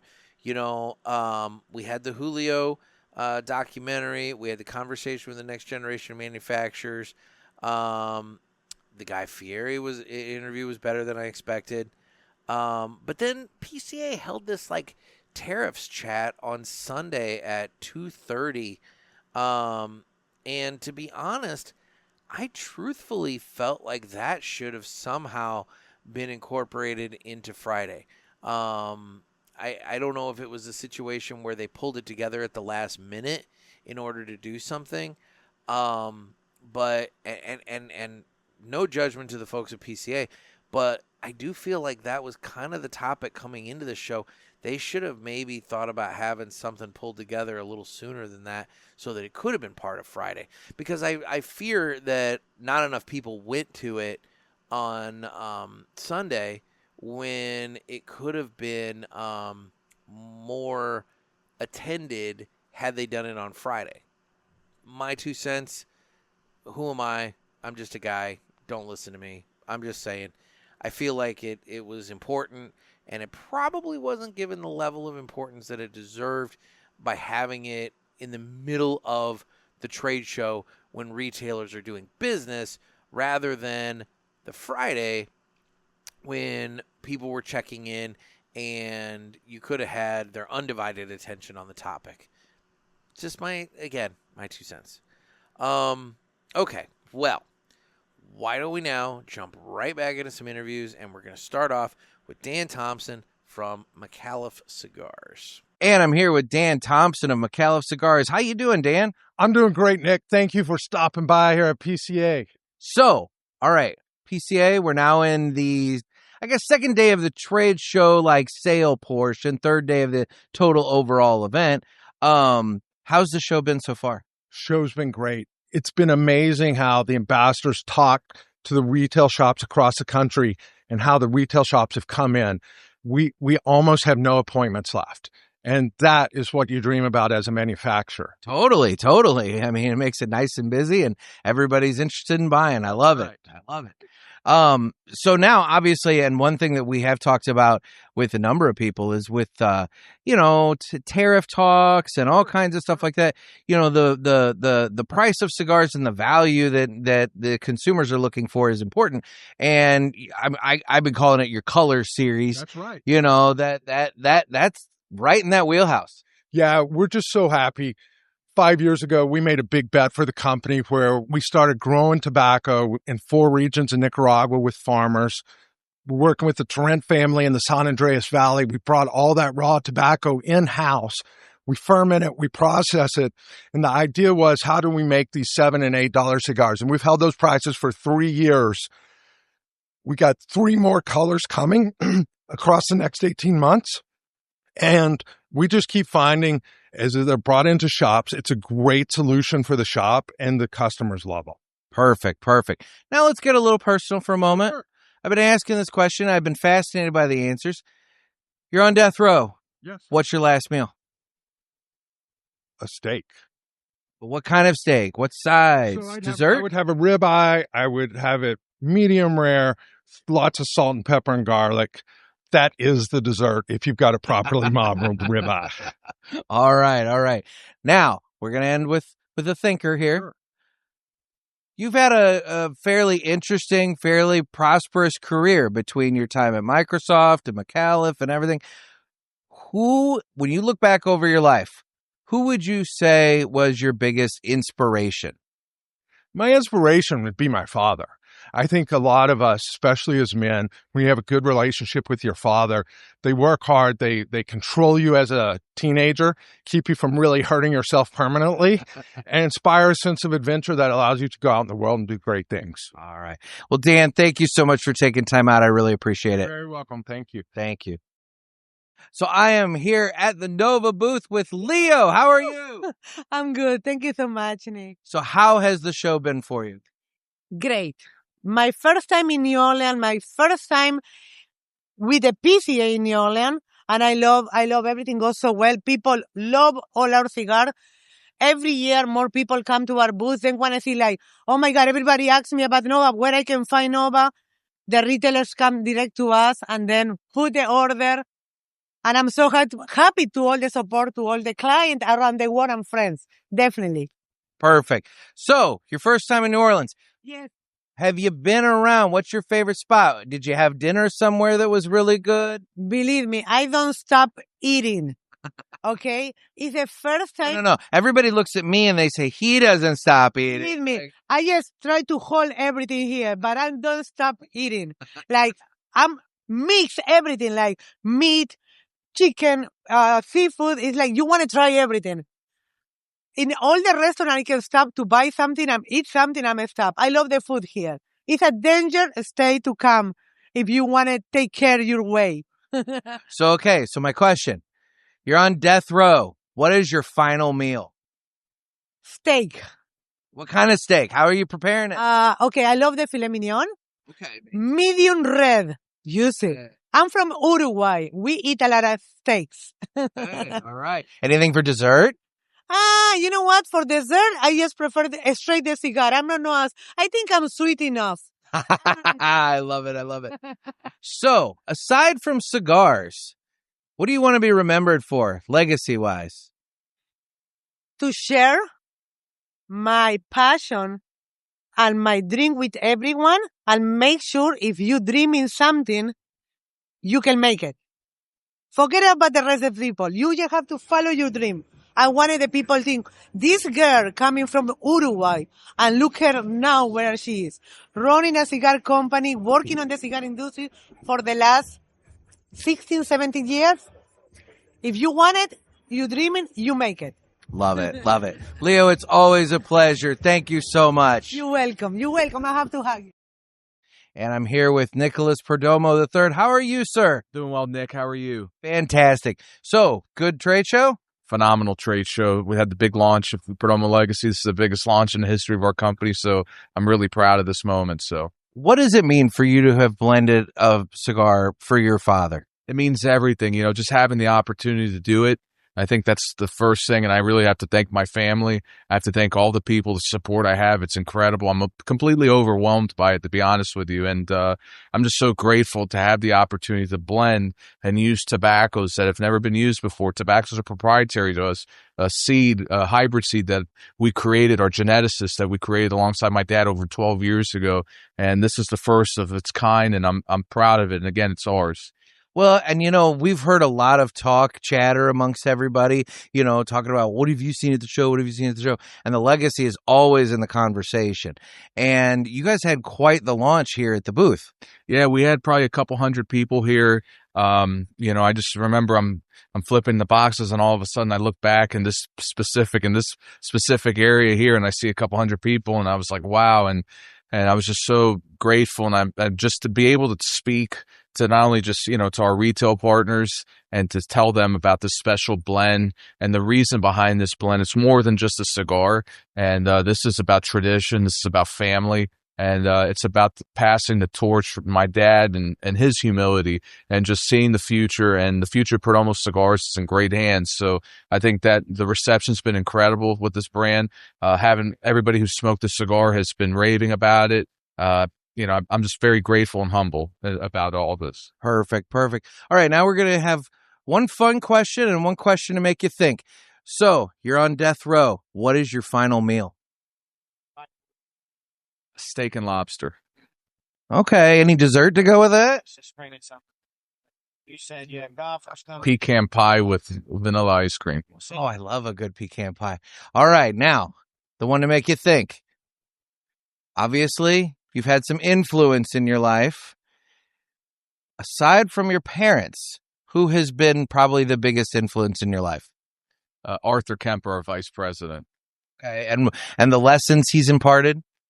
Personal and business-wise, just a great example of who a man, just a man who leads by faith, a man who leads with conviction, and just on the personal side, how to be a great husband, how to be a great father, and also just how to be an incredible leader on the business side. Perfect. Congratulations on the legacy. It looks like a wonderful product. I'm sure it'll be a wonderful addition to the line. And congratulations on a great trade show. Thank you. I appreciate it. Thanks for the opportunity. Thank you. And I'm joined by Nestor Plasencia. Plasencia Cigars. How are you, sir? I'm doing great. I'm living the dream. So you've had a very busy booth here at PCA. Yes, we're so honored and very grateful that the people are coming here, seeing our cigars, seeing what we offered, because we're here to all the family here together, to present them the cigars that we love with we put our heart and soul in everything that we do. Well, and it comes through in the quality of the cigars. It's one of those things that, when I've smoked Plasencia in the past, you can tell there's just such a high quality to your cigars. They're, in my opinion, great celebratory cigars. But some of your brands are very good and affordably priced everyday cigars as well. I mean, I think some people think, you guys are a little more on the higher side, but you have some brands that are very affordably priced. Yeah, we do have. We have Plasencia Reserva Original, which is very affordable. It's organic tobacco. It's unbelievable. We want the people to try, to be accessible. So, we love what we're doing. We have been growing tobacco for 159 years. But we know that we still love to be learned. And we always said we haven't made our best cigar yet, because we're always learning, continually involved in research and development. It's beautiful. And the beauty of this 100% of all the cigars that have the Plasencia name, we grow the tobacco. Imagine the quality control from the seed, the soil, to the final product. So we're 100% vertical integrated, and it's an honor to be here today. There you go. Now, the newest one, the Alma de Cielo. Del Cielo. All right. Now, tell me, there's a little bit of a story with your family history and a farm in that one. Can you tell me about that real quick? Of course. That farm, plus all the benefits that I told you about the high elevation, the water, the soil. We love that farm so much because it means a lot to the family. It's where my mother spent her childhood. The most beautiful memories in her childhood was at that farm. My grandfather had to sell the farm because I have some heart issues. And 20 years later, my dad bought the farm and gave it to my mother. So all the memories that we have there, it's unbelievable. We celebrate Christmas there. We go together very often. My kids learn to ride horses there. Unbelievable. So imagine the love that we have for the land, but the farm itself. We always say it's an holistic approach. You touch all the points, and that have a special place in our heart. That farm. So Imagine how we're going to take care of that tobacco that is grown there. Fantastic. So I got to ask now, I've got a couple questions I've been asking, just kind of, just getting a fun thing here. Okay. So, all right, you're on death row. What is your final meal? My final meal will be churrasco with gallo pinto. Okay. I'm not familiar. Can you tell me what that is? It's a steak, churrasco, steak Nicaraguan beef, and gallo pinto is rice and beans. Okay. All right. Sounds nice. So then my other question, aside from cigars and aside from being a good family man, because I've gotten that answer quite a bit too, what do you want your legacy to be? My legacy to be is that I work hard to make this world a better place. Yeah. Fantastic. Thank you so much for taking time out of a very busy booth. I really do appreciate it. My friend, thank you very much. Hey guys, Paul from Cigar Pulpit here. Mike Stepankiewicz here with Stania Cigars. If you guys don't know the brand, awesome, made in the Roma Craft Factory. Tell us a little bit about yourself, because we were talking earlier about the American dream. Yeah. And as an immigrant, and you have a cigar store, a podcast, a beautiful family, your own cigar brand. Mm-hmm. Seems to me you got it all. What keeps you going, man? What fuels you and inspires you to do all that? What's important to me is to make sure that my family and my wife are all okay. So it's whatever it takes. And I think that the only way to really do that is to continue to kind of grow and build and invest further in what we're doing. So that's the whole direction. That's the easiest motivation on the planet. Just get up every day and take care of them. Right. What is there an influencer, somebody that maybe not your father, but anybody else that you've really looked to that inspired you to do all this? No, you know what? I think it was the opposite. I think that I was around a lot of people that weren't doing what they should have done, and they weren't taking care of their kids or being good role models. And I decided that it's got to be somebody, and it's going to have to be me. So I want to be that image for my kids, and I want to provide for my wife and make sure that she's good to go. So that motivation is the easiest on the planet, That's great. So just being a fucking man, just man up and take care of your family. And how are you going to do that? You're going to do whatever it takes to make some money and explore your hobby? Yeah. Just, this really wasn't a hobby for me. I wasn't really into cigars. Cigars just kind of happened for us.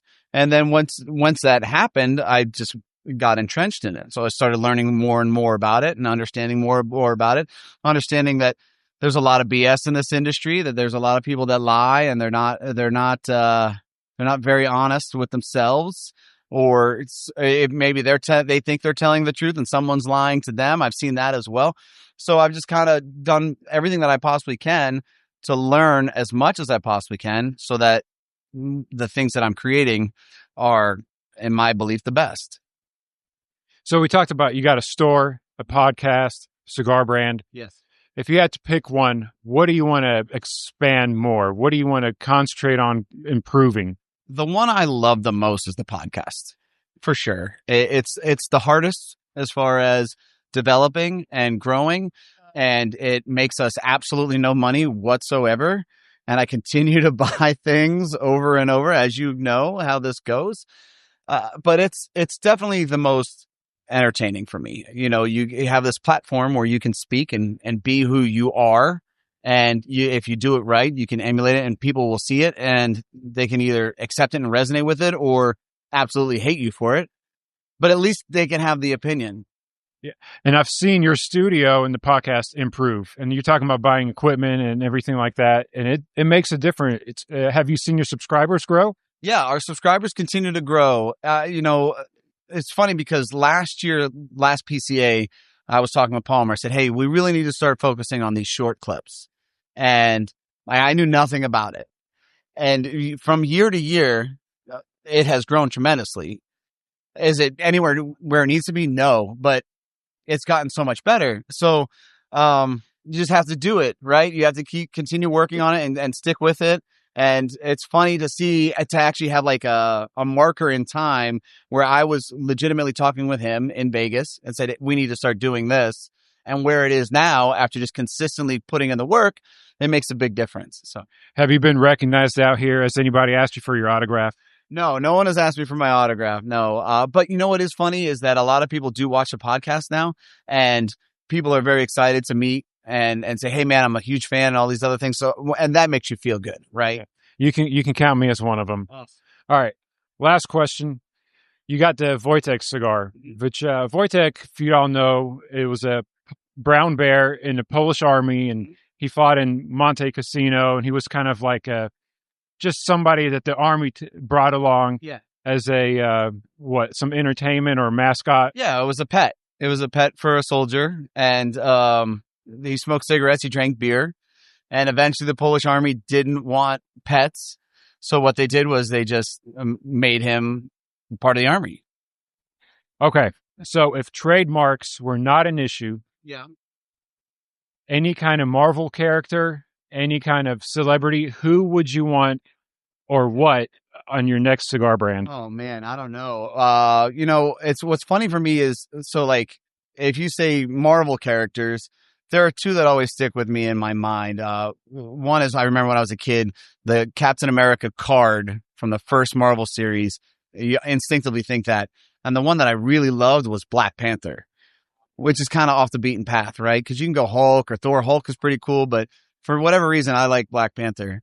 As far as like brand that's not affiliated with me, I mean, I would think about The Rock. I would think Brahma Bull or something like that. That guy is awesome. So it would be something in that category for sure. Yeah, definitely a popular brand to take on.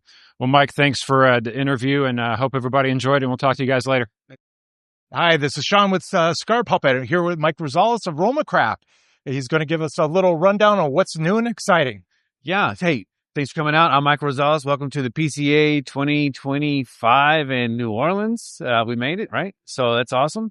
So we got some line extensions. So the bellicosas that we typically did in the past we're gonna phase those out, and we're introducing the 6x54 Toro and the Intemperance Connecticut BA when we get it back into production. We're going to have the Whiskey Rebellion and the Volstead all in the 6x54, which is over on display case. And they're lovely, smoking great. MSRP on those are going to be about $10.50, assuming tariff and whatever, but that's kind of the goal, is to kind of keep them at that $10.50 price point for now.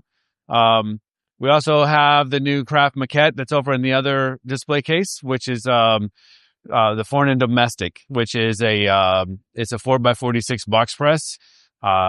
It's a Cameroon wrapper. That's all I can really tell you. It's fantastic and it's delicious. And so we did about 500 bundles of those. Those just went out here pretty soon in next couple, probably end of April, first part of May. We're going to have an additional line extension. We usually do these one-offs. And so we're doing a Longsdale size, which is 6.5 by 44. So we'll have that in the AWS, which is the Connecticut, the Oski Skeet. We'll have the Whiskey Rebellion size as well as the Judas Hole in Volstead. So we got some nice little drops. There's probably about 250 boxes on those, a little bit smaller, the 12 count boxes. So for the cigar geeks, So with the limited runs, $250, 250 boxes is not a whole lot. Is it just because of limited tobaccos, or? Yeah, I mean, they're not heavy sellers. Like, everyone says they love Lanceros, but let's be honest. I mean, Lanceros smoke great, but it's more like dessert. You don't always eat dessert, but when you're in the mood for dessert, you'll order a dessert. You take a couple bites of dessert. But so that's kind of like Lanceros. So everyone says, "Oh, I love Lanceros," but the reality of it is, they don't sell at the same rate as some of these other sizes do. So it doesn't make sense to do a complete, and it doesn't really fit in the portfolio either, right? So we try to do more traditional sizes. Even though we have some kind of wonky sizes, 4x46, 4.5x52, the Bellicoso, the Petite Perfecto, and the 5x50, and a 5x56, and then now the Toros, right? So, I mean, we do have some different variations within the core line sizes, but when you're kind of doing one-offs, it's you just try to get them out for the guys that can really appreciate it, Well, speaking of dessert, so what is your go-to favorite dessert? Oh man, I'm a sucker. I love them all. So I like pumpkin pie. If it's a pie, I like key lime pie. I like, you can't never go wrong with affogato, a little bit of, some vanilla ice cream, a little espresso on top. That's always delicious.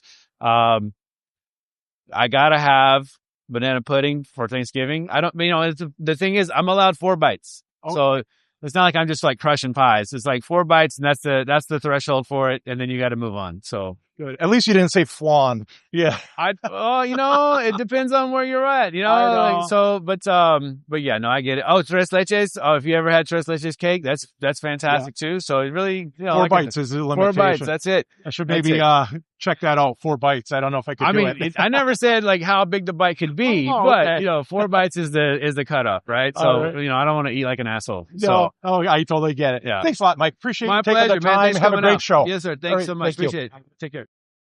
And would you look at that? I put those guys to work. So Paul and Shawn are both coming out from behind the microphone a little bit. I think, that was good. I mean, as we saw in a previous or heard in a previous segment, I had Shawn do a couple interviews and or at least another interview, and then Paul did the one with Blanco. But there we go. That we had.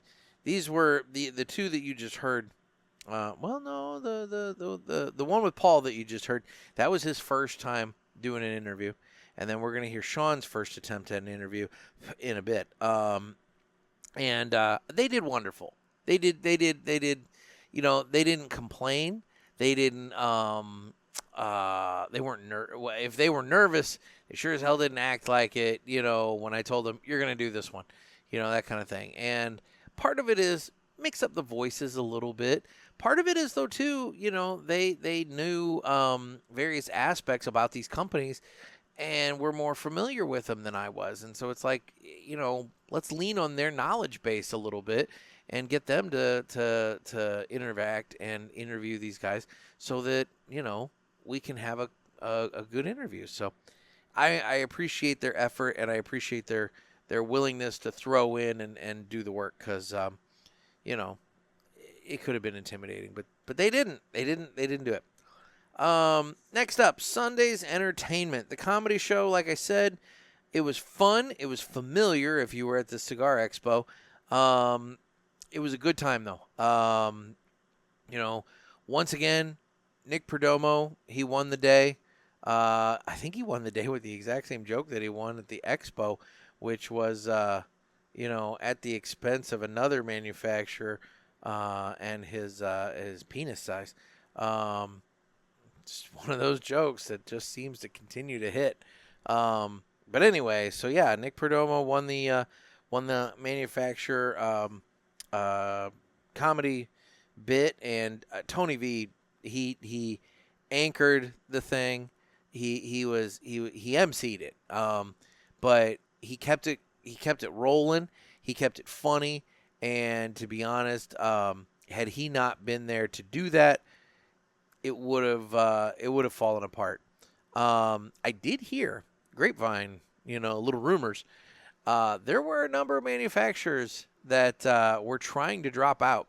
I think it's one of those things where these guys are brave enough and willing to get up and possibly bomb telling jokes in front of a tent full of consumers in New Hampshire. But when you put them in front of a room full of all their accounts, they didn't want to do it. But to their credit, I think only a couple dropped out and didn't show up. But some of them, wanted to, but still pulled through. So that was good. The one thing I'll say about Sunday's Entertainment, and this is more unsolicited, I'll say criticism, but it wasn't that bad. The one thing I'll say is that, Sunday's comedy came right before the best of the Leaf Awards that PCA held, and I felt bad for the winners of that, because they, unfortunately, it was one of those things where they they didn't. Now, come on. Sorry, I'm trying to look up the winners of the Best of the Leaf Awards, and apparently PCA posted a thing to their Instagram with it, but they did not bother to actually list off the winners. So now I have to go to their website. Anyway, the bottom line is they didn't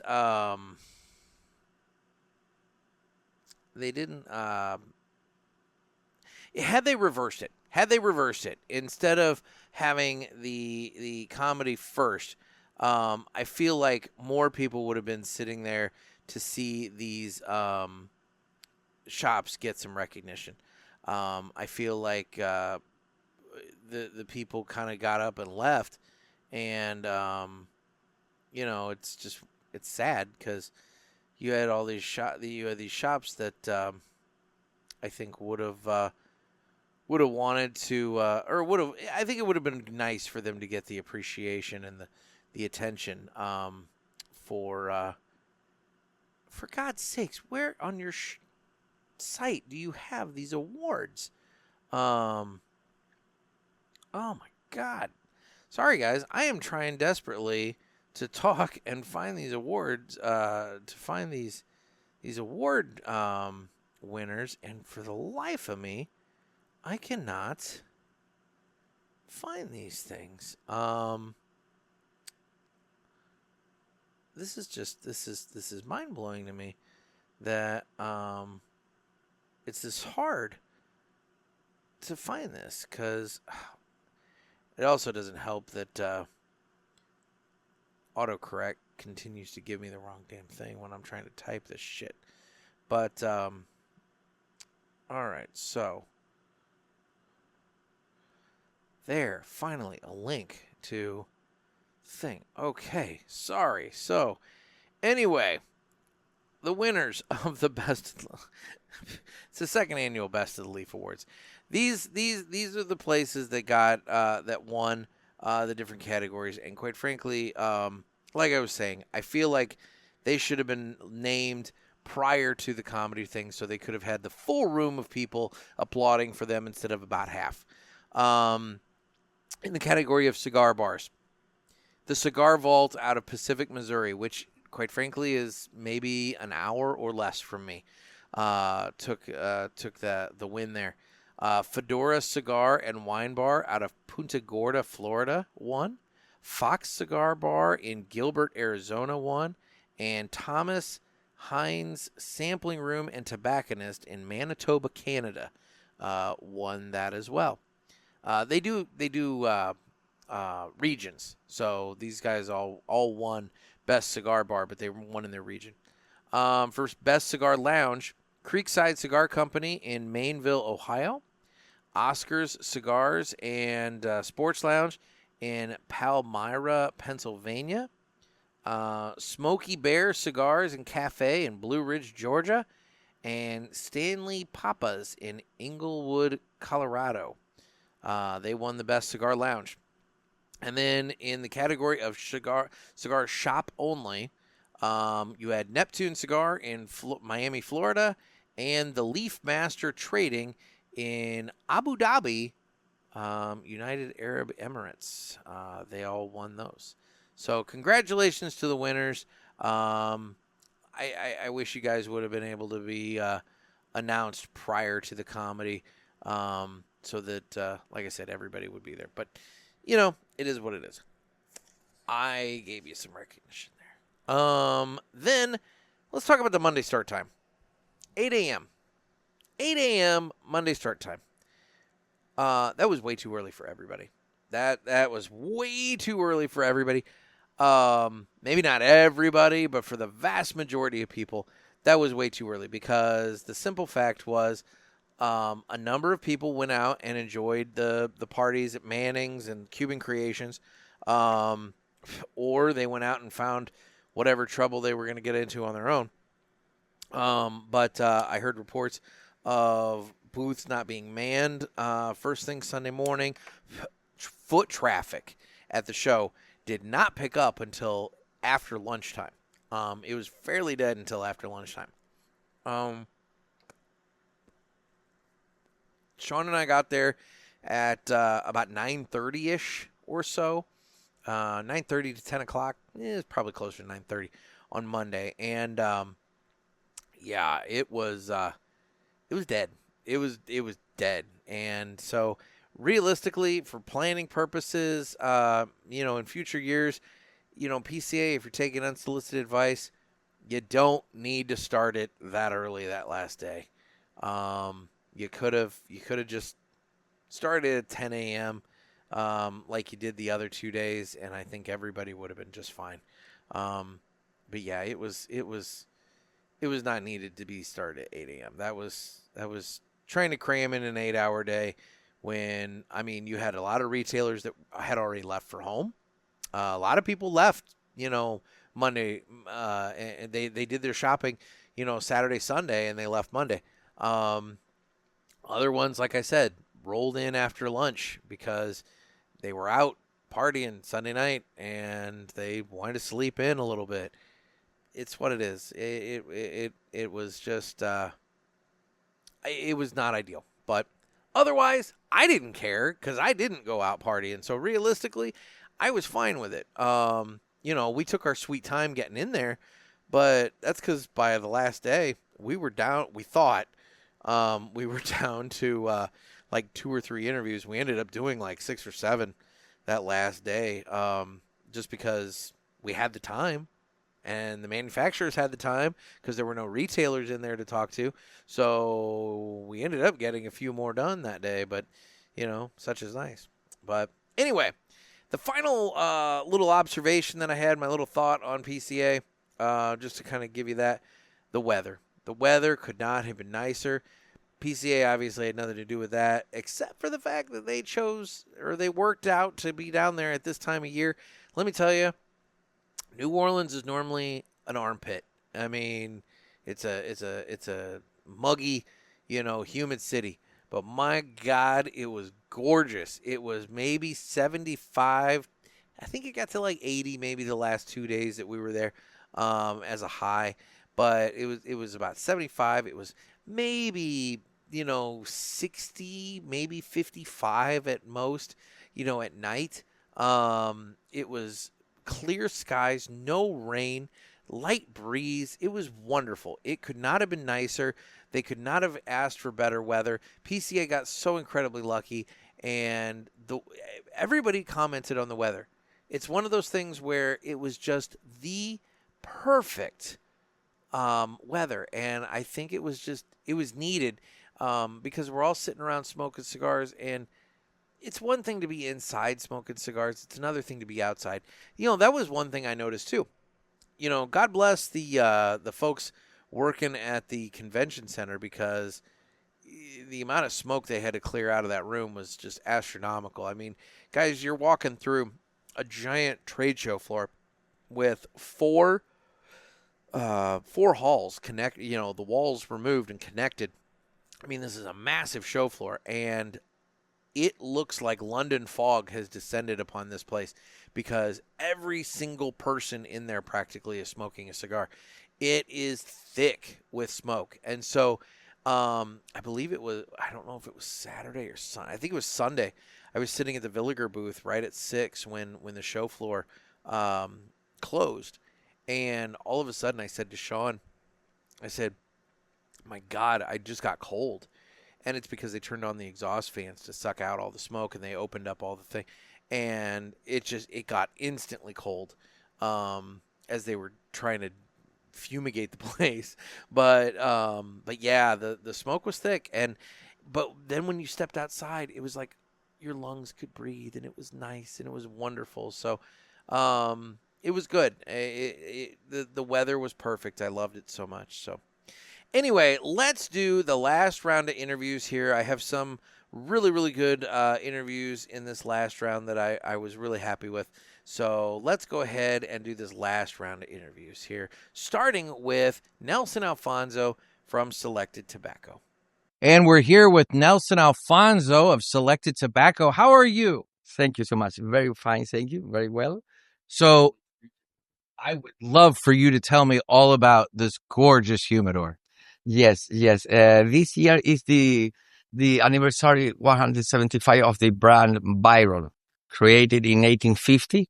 So this year we wanted to honor the brand because the brand had been in the market since in the 19th century, 20th century, and 21st century. So this is the collection of the line of Byron 1850.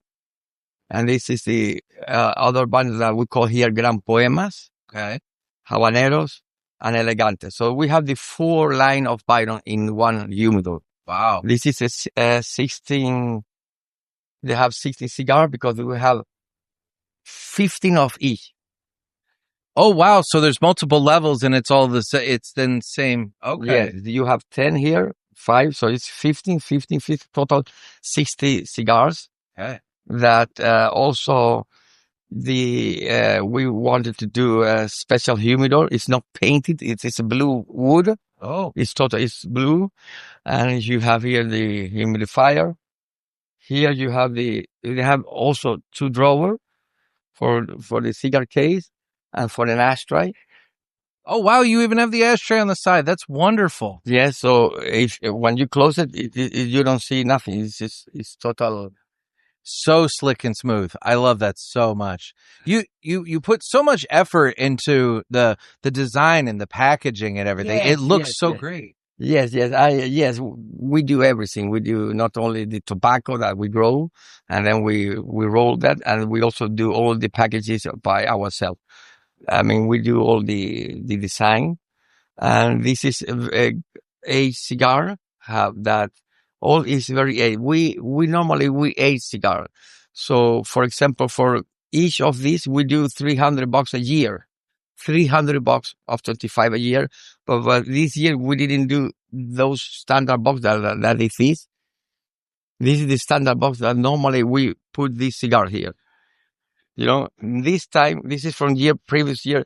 This year we have put this, for example, Elegante in that humidor to do something more special. Something like that. So this cigar this year is in that humidor. Okay. Four lines of the Byron. And that is one of the things. We also do this year the Bandolero Premium. Bandolero Premium is the last time we done it, we do 10 years ago. We do this. So we do Bandolero Premium that have more age time than the standard Bandolero. So we have 3 lines, Irónicos, Bravos, and Magnificos that you can see over there. Okay. So this is also new for this year. Only very few boxes, 300 and 400 of the ones that is little like a big toro. That is the other we do for this year. And then at the end, we launch also a pack of Nelson. It's another brand. It's our brand number 4. It's more point to Europe. Okay. Nelson, we sell everything in the United States. But to Europe, we only have Nelson that we put a little package of tubes. If you want to see it, I can show you. Yeah. We're walking.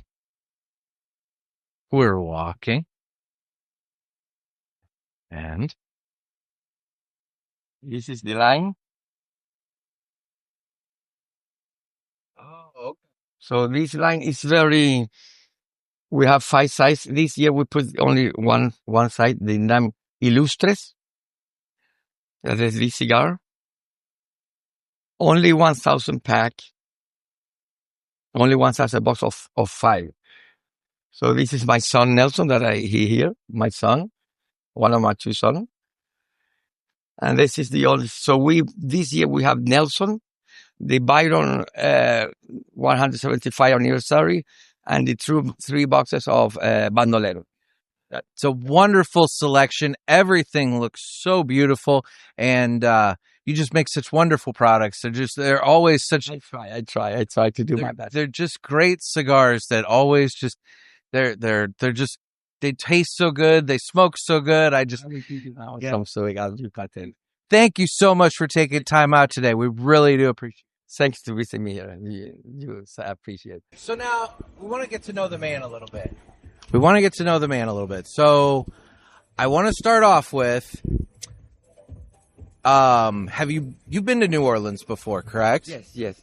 Do you have a favorite place to visit in New Orleans?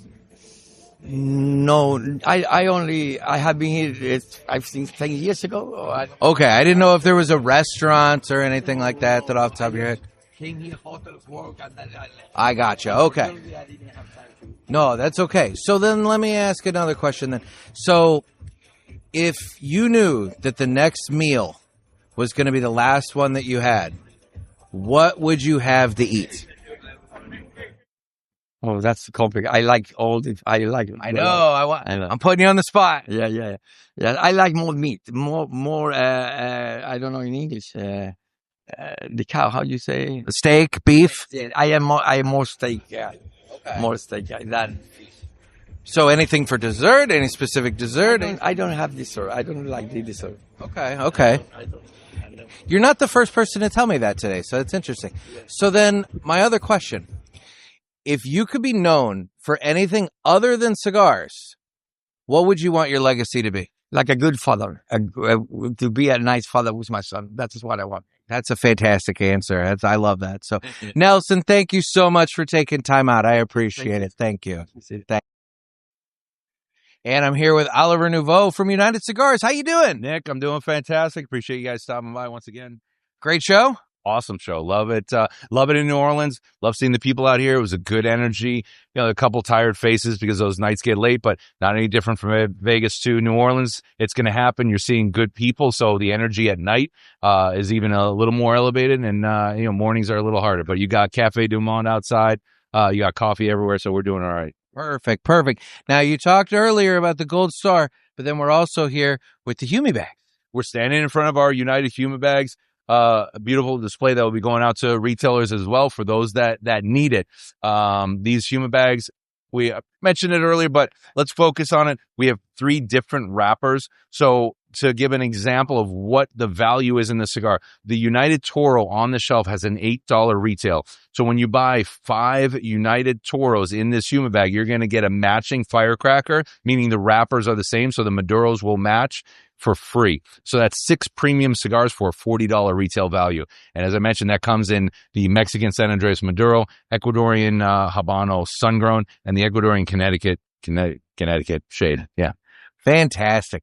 Well, I think the price cut was an awesome move, especially in this economy and everything else. I mean, I'm hearing about tariffs all over the place and people kind of figuring out what they're going to do. So it's nice that you're zagging when everyone else is zigging. Yeah, look, United Cigars, the cigar with a heart.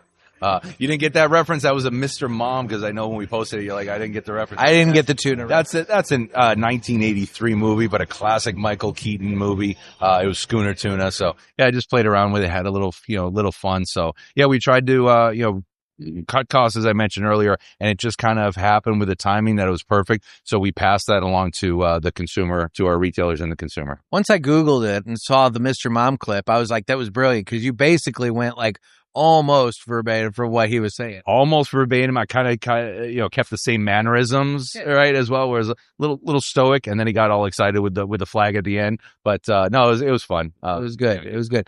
All right, so we got a couple questions we've been asking everybody now. Oh.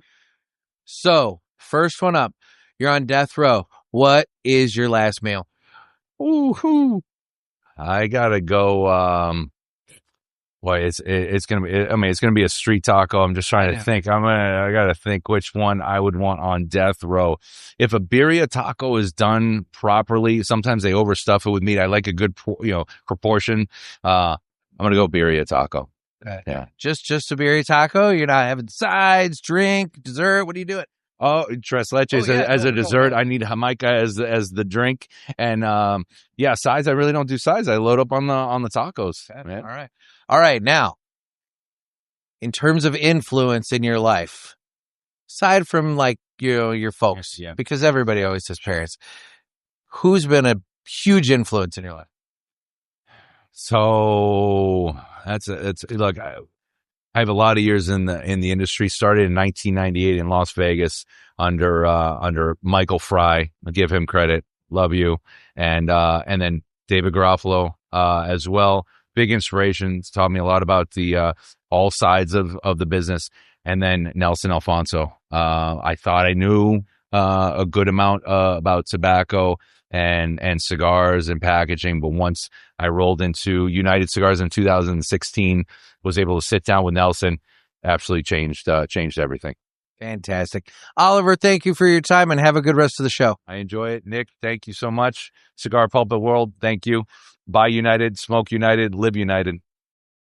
And I'm joined by Yasser Reyes of, I'm having to try and be very specific with my pronunciation. It's excellent. Okay. Of Villiger Cigars. How are you today? We are fine. We are excellent. We are in the second day of the PCA 2025. All right. Now, you have a very unique role with the company. You manage the factory in Nicaragua. Yes, we manage the factory in Nicaragua, and we are producing the cigar, our best cigar for Villiger North America and the Villiger in Germany. And we are blending the cigar for this year in this PCA. Now, how did you end up in that role? How did you end up, managing the factory? Well, we are coordinating the production, the packaging.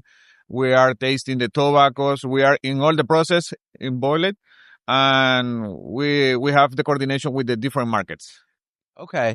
Now, in terms of what you make down there, because correct me if I'm wrong, there's also a facility in the Dominican Republic as well, right? Yes, we have a partner in the Dominican Republic. These are Band Cigars, and there is working Mr. Matias Maragotos. Okay.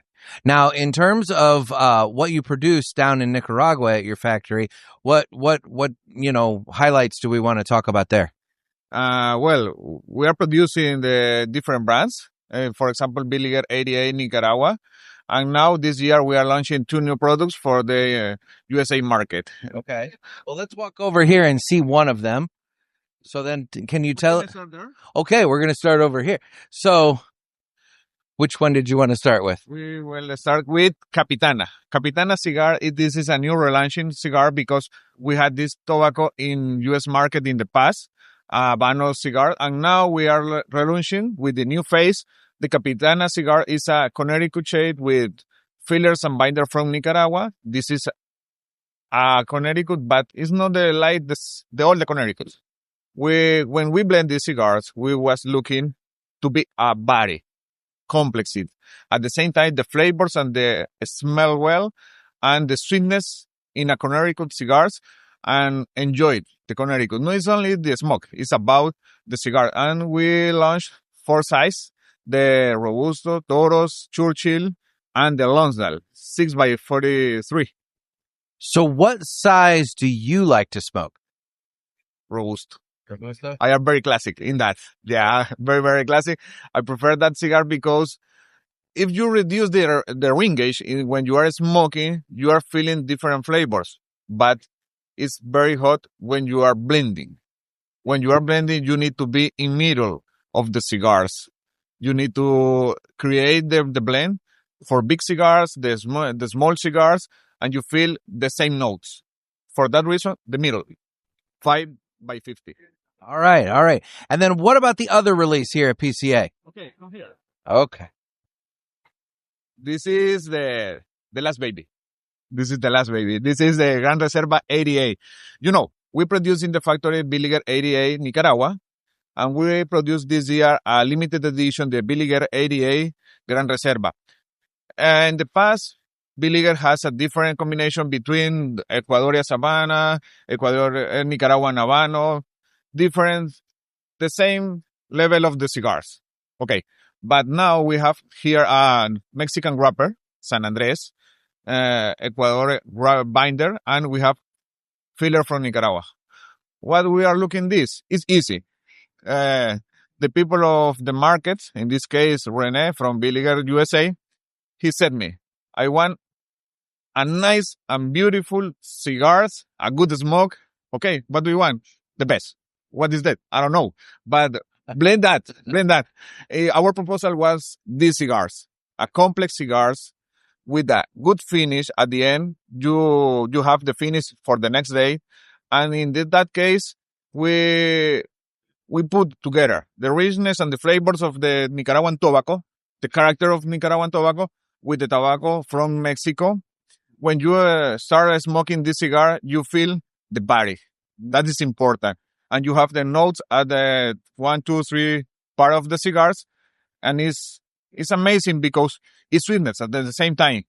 You know, many cigars of Mexican wrapper are not sweetness, but I believe this is a beautiful and complex and sweetness cigars for a smoke in the best moment.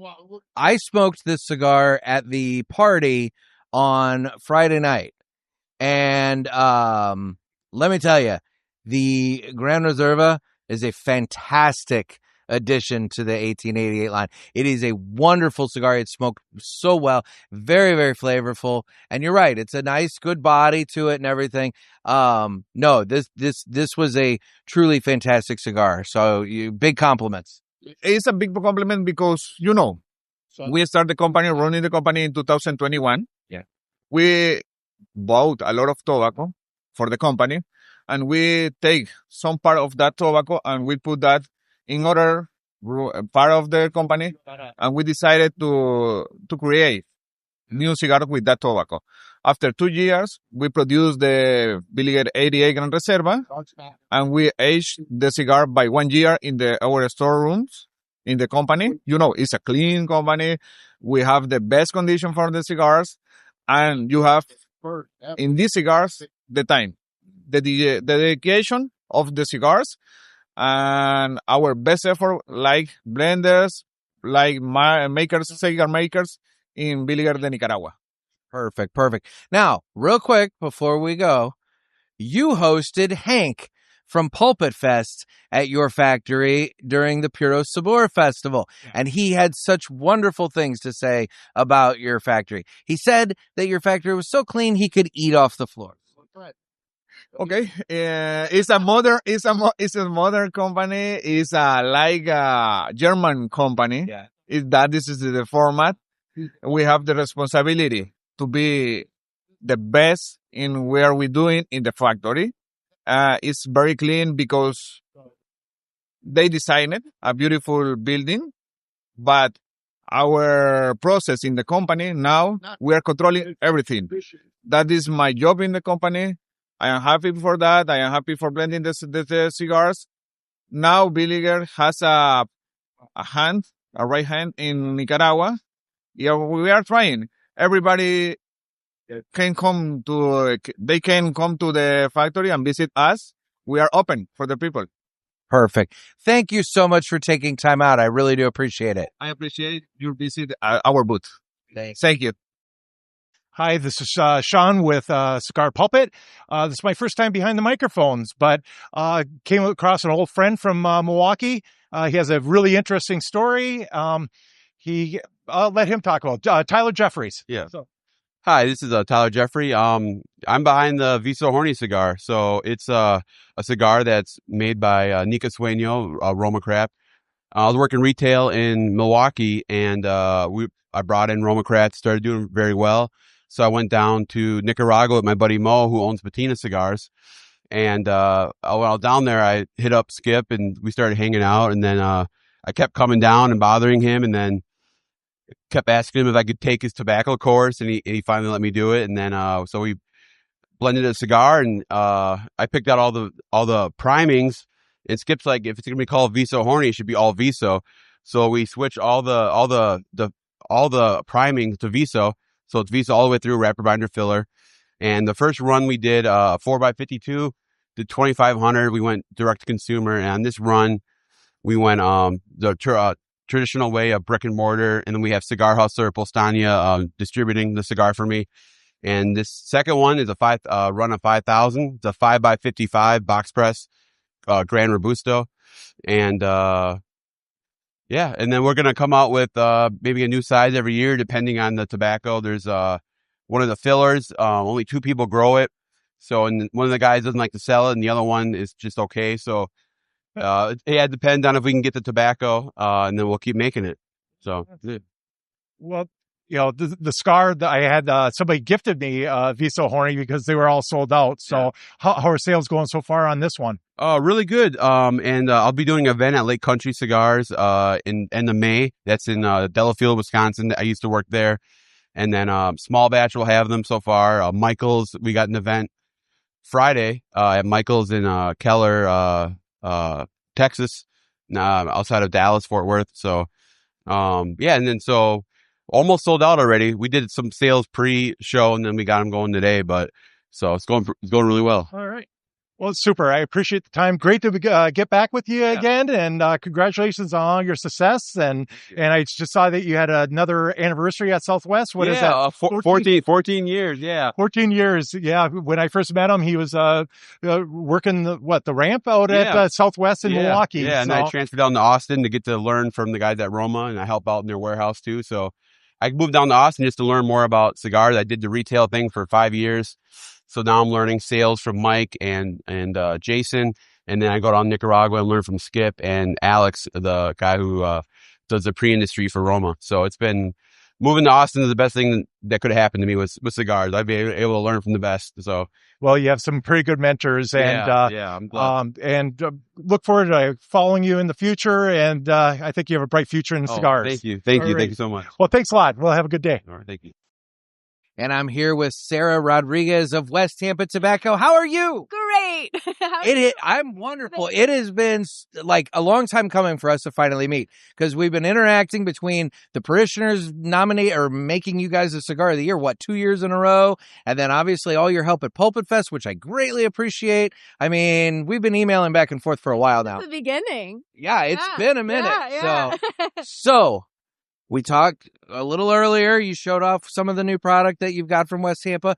Talk a little bit about the Dark Time, because now we're over to be able to see this case. Yeah, so this is the fancy Dark Time. My dad said it's our champagne of our line, So this is going to be not your everyday smoke. This is going to be the end of the day, a very special cigar. So what makes it so special, of course, is the aging. And then also when we started West Tampa, we had bought a bunch of cigars from a factory. And before we asked the price, we had already got them made. So we found out it was a $32 cigar. Wow. Dad said, no way I can start the company with that high of a cigar. Let's age them, sit them, get ready when it's time.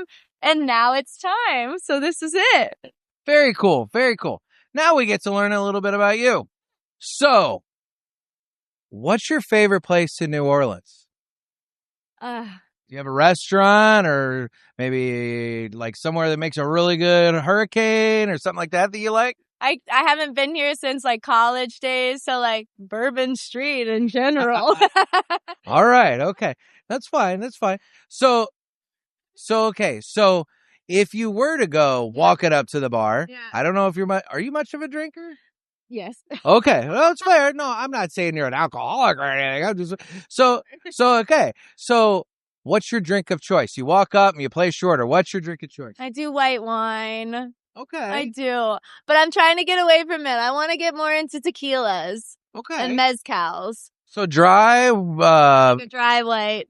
Okay. Yeah. But I want to be a fancy. I heard mezcal is the healthiest alcohol for you. So. Okay.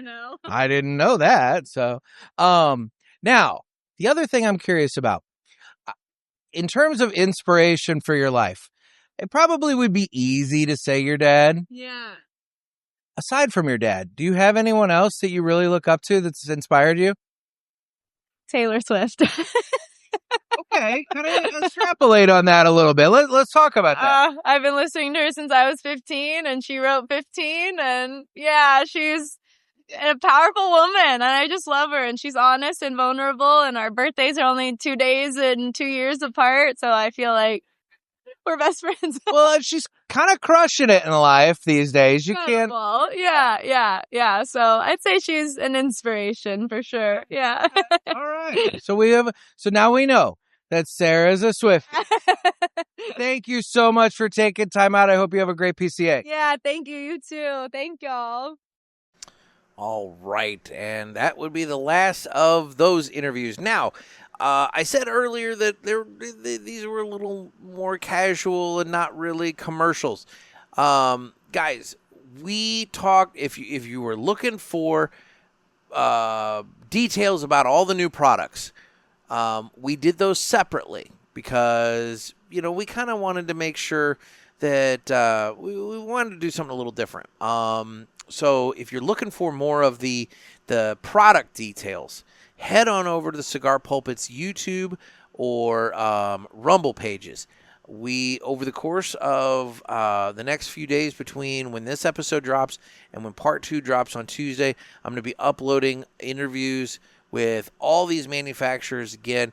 But these are going to be more product details. You're going to learn all about all the new cigars that they premiered at PCA and that sort of thing. So if you're looking for the cigar product, head on over to the YouTube and Rumble pages, and they will all be listed there. But here we wanted to do something a little more fun, talk to the individual, kind of get a little bit more fun and everything else.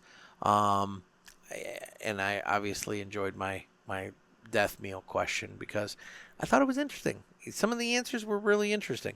So anyway, now that we have gotten that business out of the way, again, look forward to Tuesday. I'm going to have Paul and Shawn on, and we're going to get more into the nuts and bolts of the trip. This is more my thoughts on the event itself and giving you the interviews and that sort of thing.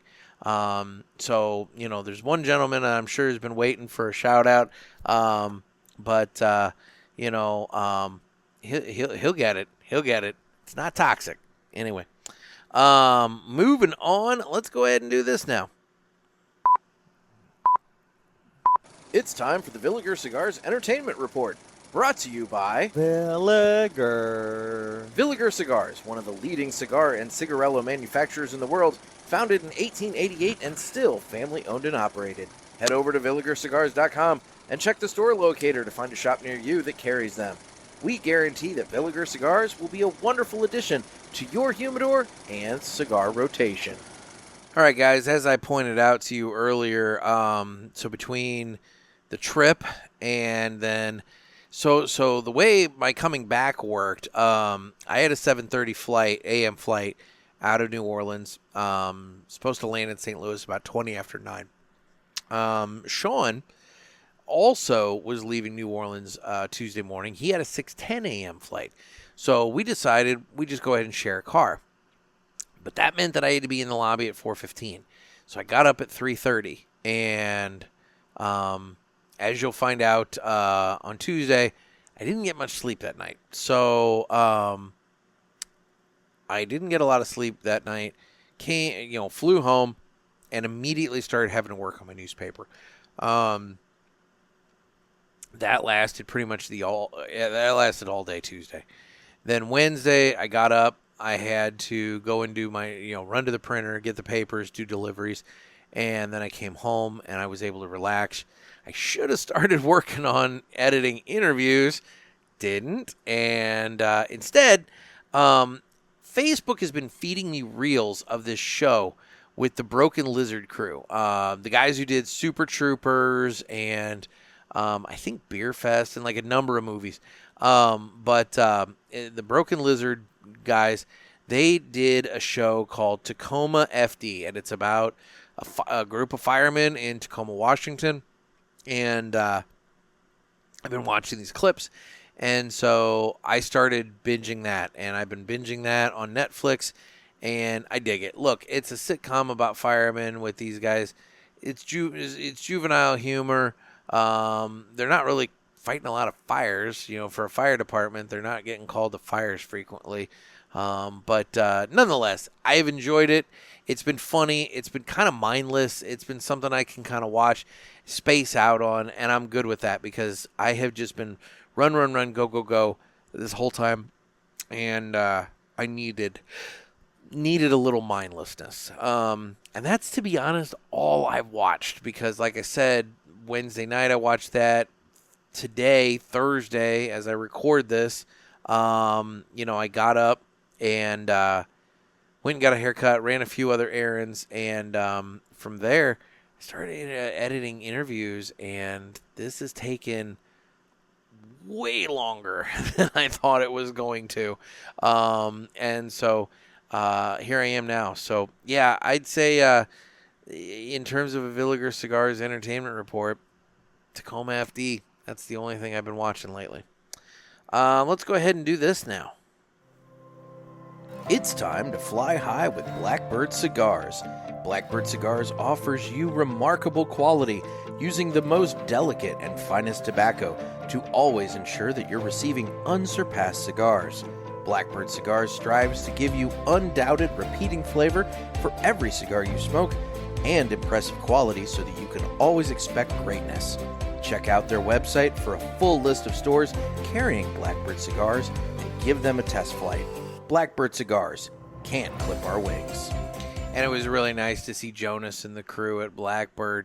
It was a good time. And Jonas, I want to point out, so we're sitting around the fire pit, and a gentleman that you'll find out more about this in Tuesday's episode. I don't want to ruin the surprise, but a gentleman joined us around the fire pit Sunday evening, and he needed a cigar, and so I opened up my humidor and said, "Take whatever you want." And he looked in there and determined that he liked. He's like, "Man, you smoke good stuff." And I'm like, "I don't have time for shit." But anyway, he reached in and he did like a roulette or Russian roulette. He just kind of reached in and just grabbed something. And whatever he grabbed, he was going to smoke. And he grabbed a sample of the Meadowlark that you had given me. Thankfully, somehow, I don't know how it happened, I had two of them. I don't know how I ended up with two of them, but I did. And so he had one. I still have one. And he told me that it was a fantastic cigar. He really was enjoying it. And then when I saw him the next morning around the fire pit, he had saved what was left of it and was finishing it that next morning. So he liked it so much, he held on to it so that he could finish it the next morning. So for what it's worth, the Meadowlark was a winner. Now, on to the story here. So in September of 2024, as Hurricane Francine unleashed heavy rains and flooding across southeast Louisiana, New Orleans emergency room nurse Miles Crawford demonstrated extraordinary bravery. While observing the storm from his Lakeview neighborhood home, Crawford noticed a motorist trapped in rising floodwaters beneath a frequently flooded railroad underpass. Recognizing the immediate danger, Crawford sprang into action. He retrieved a hammer from his home, waded into the neck-deep water, and smashed the rear driver's side window of the submerged truck. After breaking the window, he pulled out the driver of the vehicle and guided him to safety, all while contending with swift currents. Crawford's selfless act was captured on live television by NBC affiliate WDSU and quickly went viral, earning widespread praise. And despite the acclaim, Crawford humbly attributed his actions to his training and expertise as a nurse at New Orleans University Medical Center, stating, quote, "Honestly, that's easy compared to what I do on a daily basis." So guys, be like Miles Crawford and Blackbird Cigars, and don't let anybody clip your wings. I wanted to find a story from New Orleans since, we're focused on New Orleans and everything. So anyway, there's that. Now, it's Friday, which means it is now time for a Pinky Fun Fact. Hey, it's your girl Pinky. Ready for a fun fact? A man named Charles Osborne was the victim of stress-induced hiccups. He had this medical issue for 68 years. This has been Pinky, and I'll be back next time with more fun facts. Oh, God. Just shoot me. I don't think I'd be able to live like that. I hate hiccups. I definitely hate hiccups, for any sort of prolonged period of time. 68 years. I don't know how you would sleep. I don't know how you do. I mean, like, so many aspects of your life would just come crashing down, with something like that going on. So, that's fucking miserable. That's horrific. Anyway, socials. I'm available on Instagram at The Cigar Pulpit. I'm on Facebook where we have the Pulpit Parishioners group. You can get in on the fun there. It's a private group where everybody shares pictures of what they're smoking and, picks on me and whatever else. So it's a good time. I'm on Twitter/X. Don't really do much there. I'm on YouTube where you can watch this and also check out the commercials.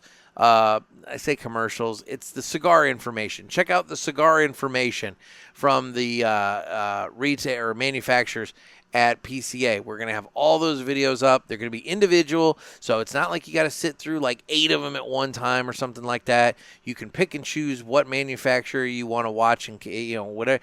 Maybe you don't care about one, but you care about another. You can pick and choose and watch whatever one. We're going to have them all up there individually, so you can check out the new products being unveiled at PCA from your favorite manufacturer. That's going to be on YouTube. It's also on Rumble. You can watch us on Rumble as well. You can check out all those videos on Rumble and, get information on your favorite cigars. And then for those of you who use Spotify, you can not only listen to the podcast on Spotify, but you can also use Spotify video and you can watch it as well. I do need your calls for Ask the Pulpit, so give the hotline a call. Area code 863-874-0000 and leave your messages there. And again, part 2 will be out on Tuesday. That'll be when I have Shawn and Paul on the episode, and we kind of get into more of the trip. You get to know more of the trip. Like I said, this was the business side. We'll get into the fun side, in that episode. But you gotta eat your meat if you want to have your pudding. And before I sign off, I just want to give a special shout out and thank you to Renee Castaneda and Villiger Cigars. All of my PCA coverage has been powered by Villiger Cigars. Renee back at Pulpit Fest, he approached me and said, "Are you going to PCA?" And I told him, I said, realistically, I don't know. It's right around tax time. Money's always tight around then. And he's like, we want to sponsor your PCA coverage. He said, we want to sponsor your PCA coverage. We want to get you there. It's important that you're there. And, Renee made it happen. And the fine folks at Villiger, I met so many wonderful people at the Villiger booth. Maria, Alejandro. The people at the Villiger booth, they're so generous, so welcoming, so polite. We sat there, we had cigars, we talked, we laughed. It was a good time, and I could not be happier with that relationship, and I truly am thankful that it came to be. All those years ago at TPE, the one time that they came to TPE, I just happened to strike up the relationship with Renee, and I'm so happy that it worked out that way. But yes, guys, just know that every single bit of PCA coverage that I'm bringing you, every single bit of it, you have Villiger Cigars to thank for that. They brought PCA and the Pulpit together so that you guys could experience it with me. And so, for what it's worth, I cannot possibly thank Renee enough. This was a great opportunity and a great experience. And you'll hear more about it in the next episode.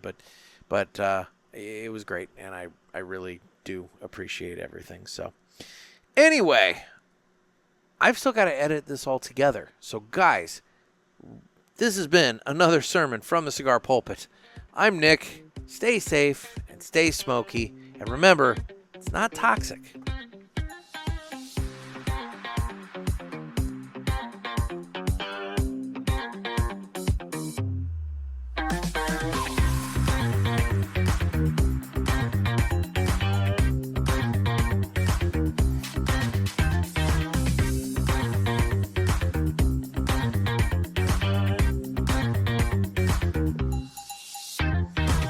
By the way, so the Circle of Life here that I'm smoking, I haven't really given it much attention here. I am about halfway on it. So for what it's worth, in the first third, there was some grain and some nuttiness, and that was going on. In the second third, that's kind of giving way, and an earthiness is starting to come in. It's been a very good smoke. It's been a nice smoke. Again, it's kind of a solo show, so it's one of those deals where keeping it going, sometimes I have to work at it a little bit, but even with hitting it with a flame again to get the flame going again, it's doing just fine. So I am enjoying it. It's a good cigar. I'm digging it. Anyway, guys, thank you so much, and tune in Tuesday for more PCA coverage. Thanks.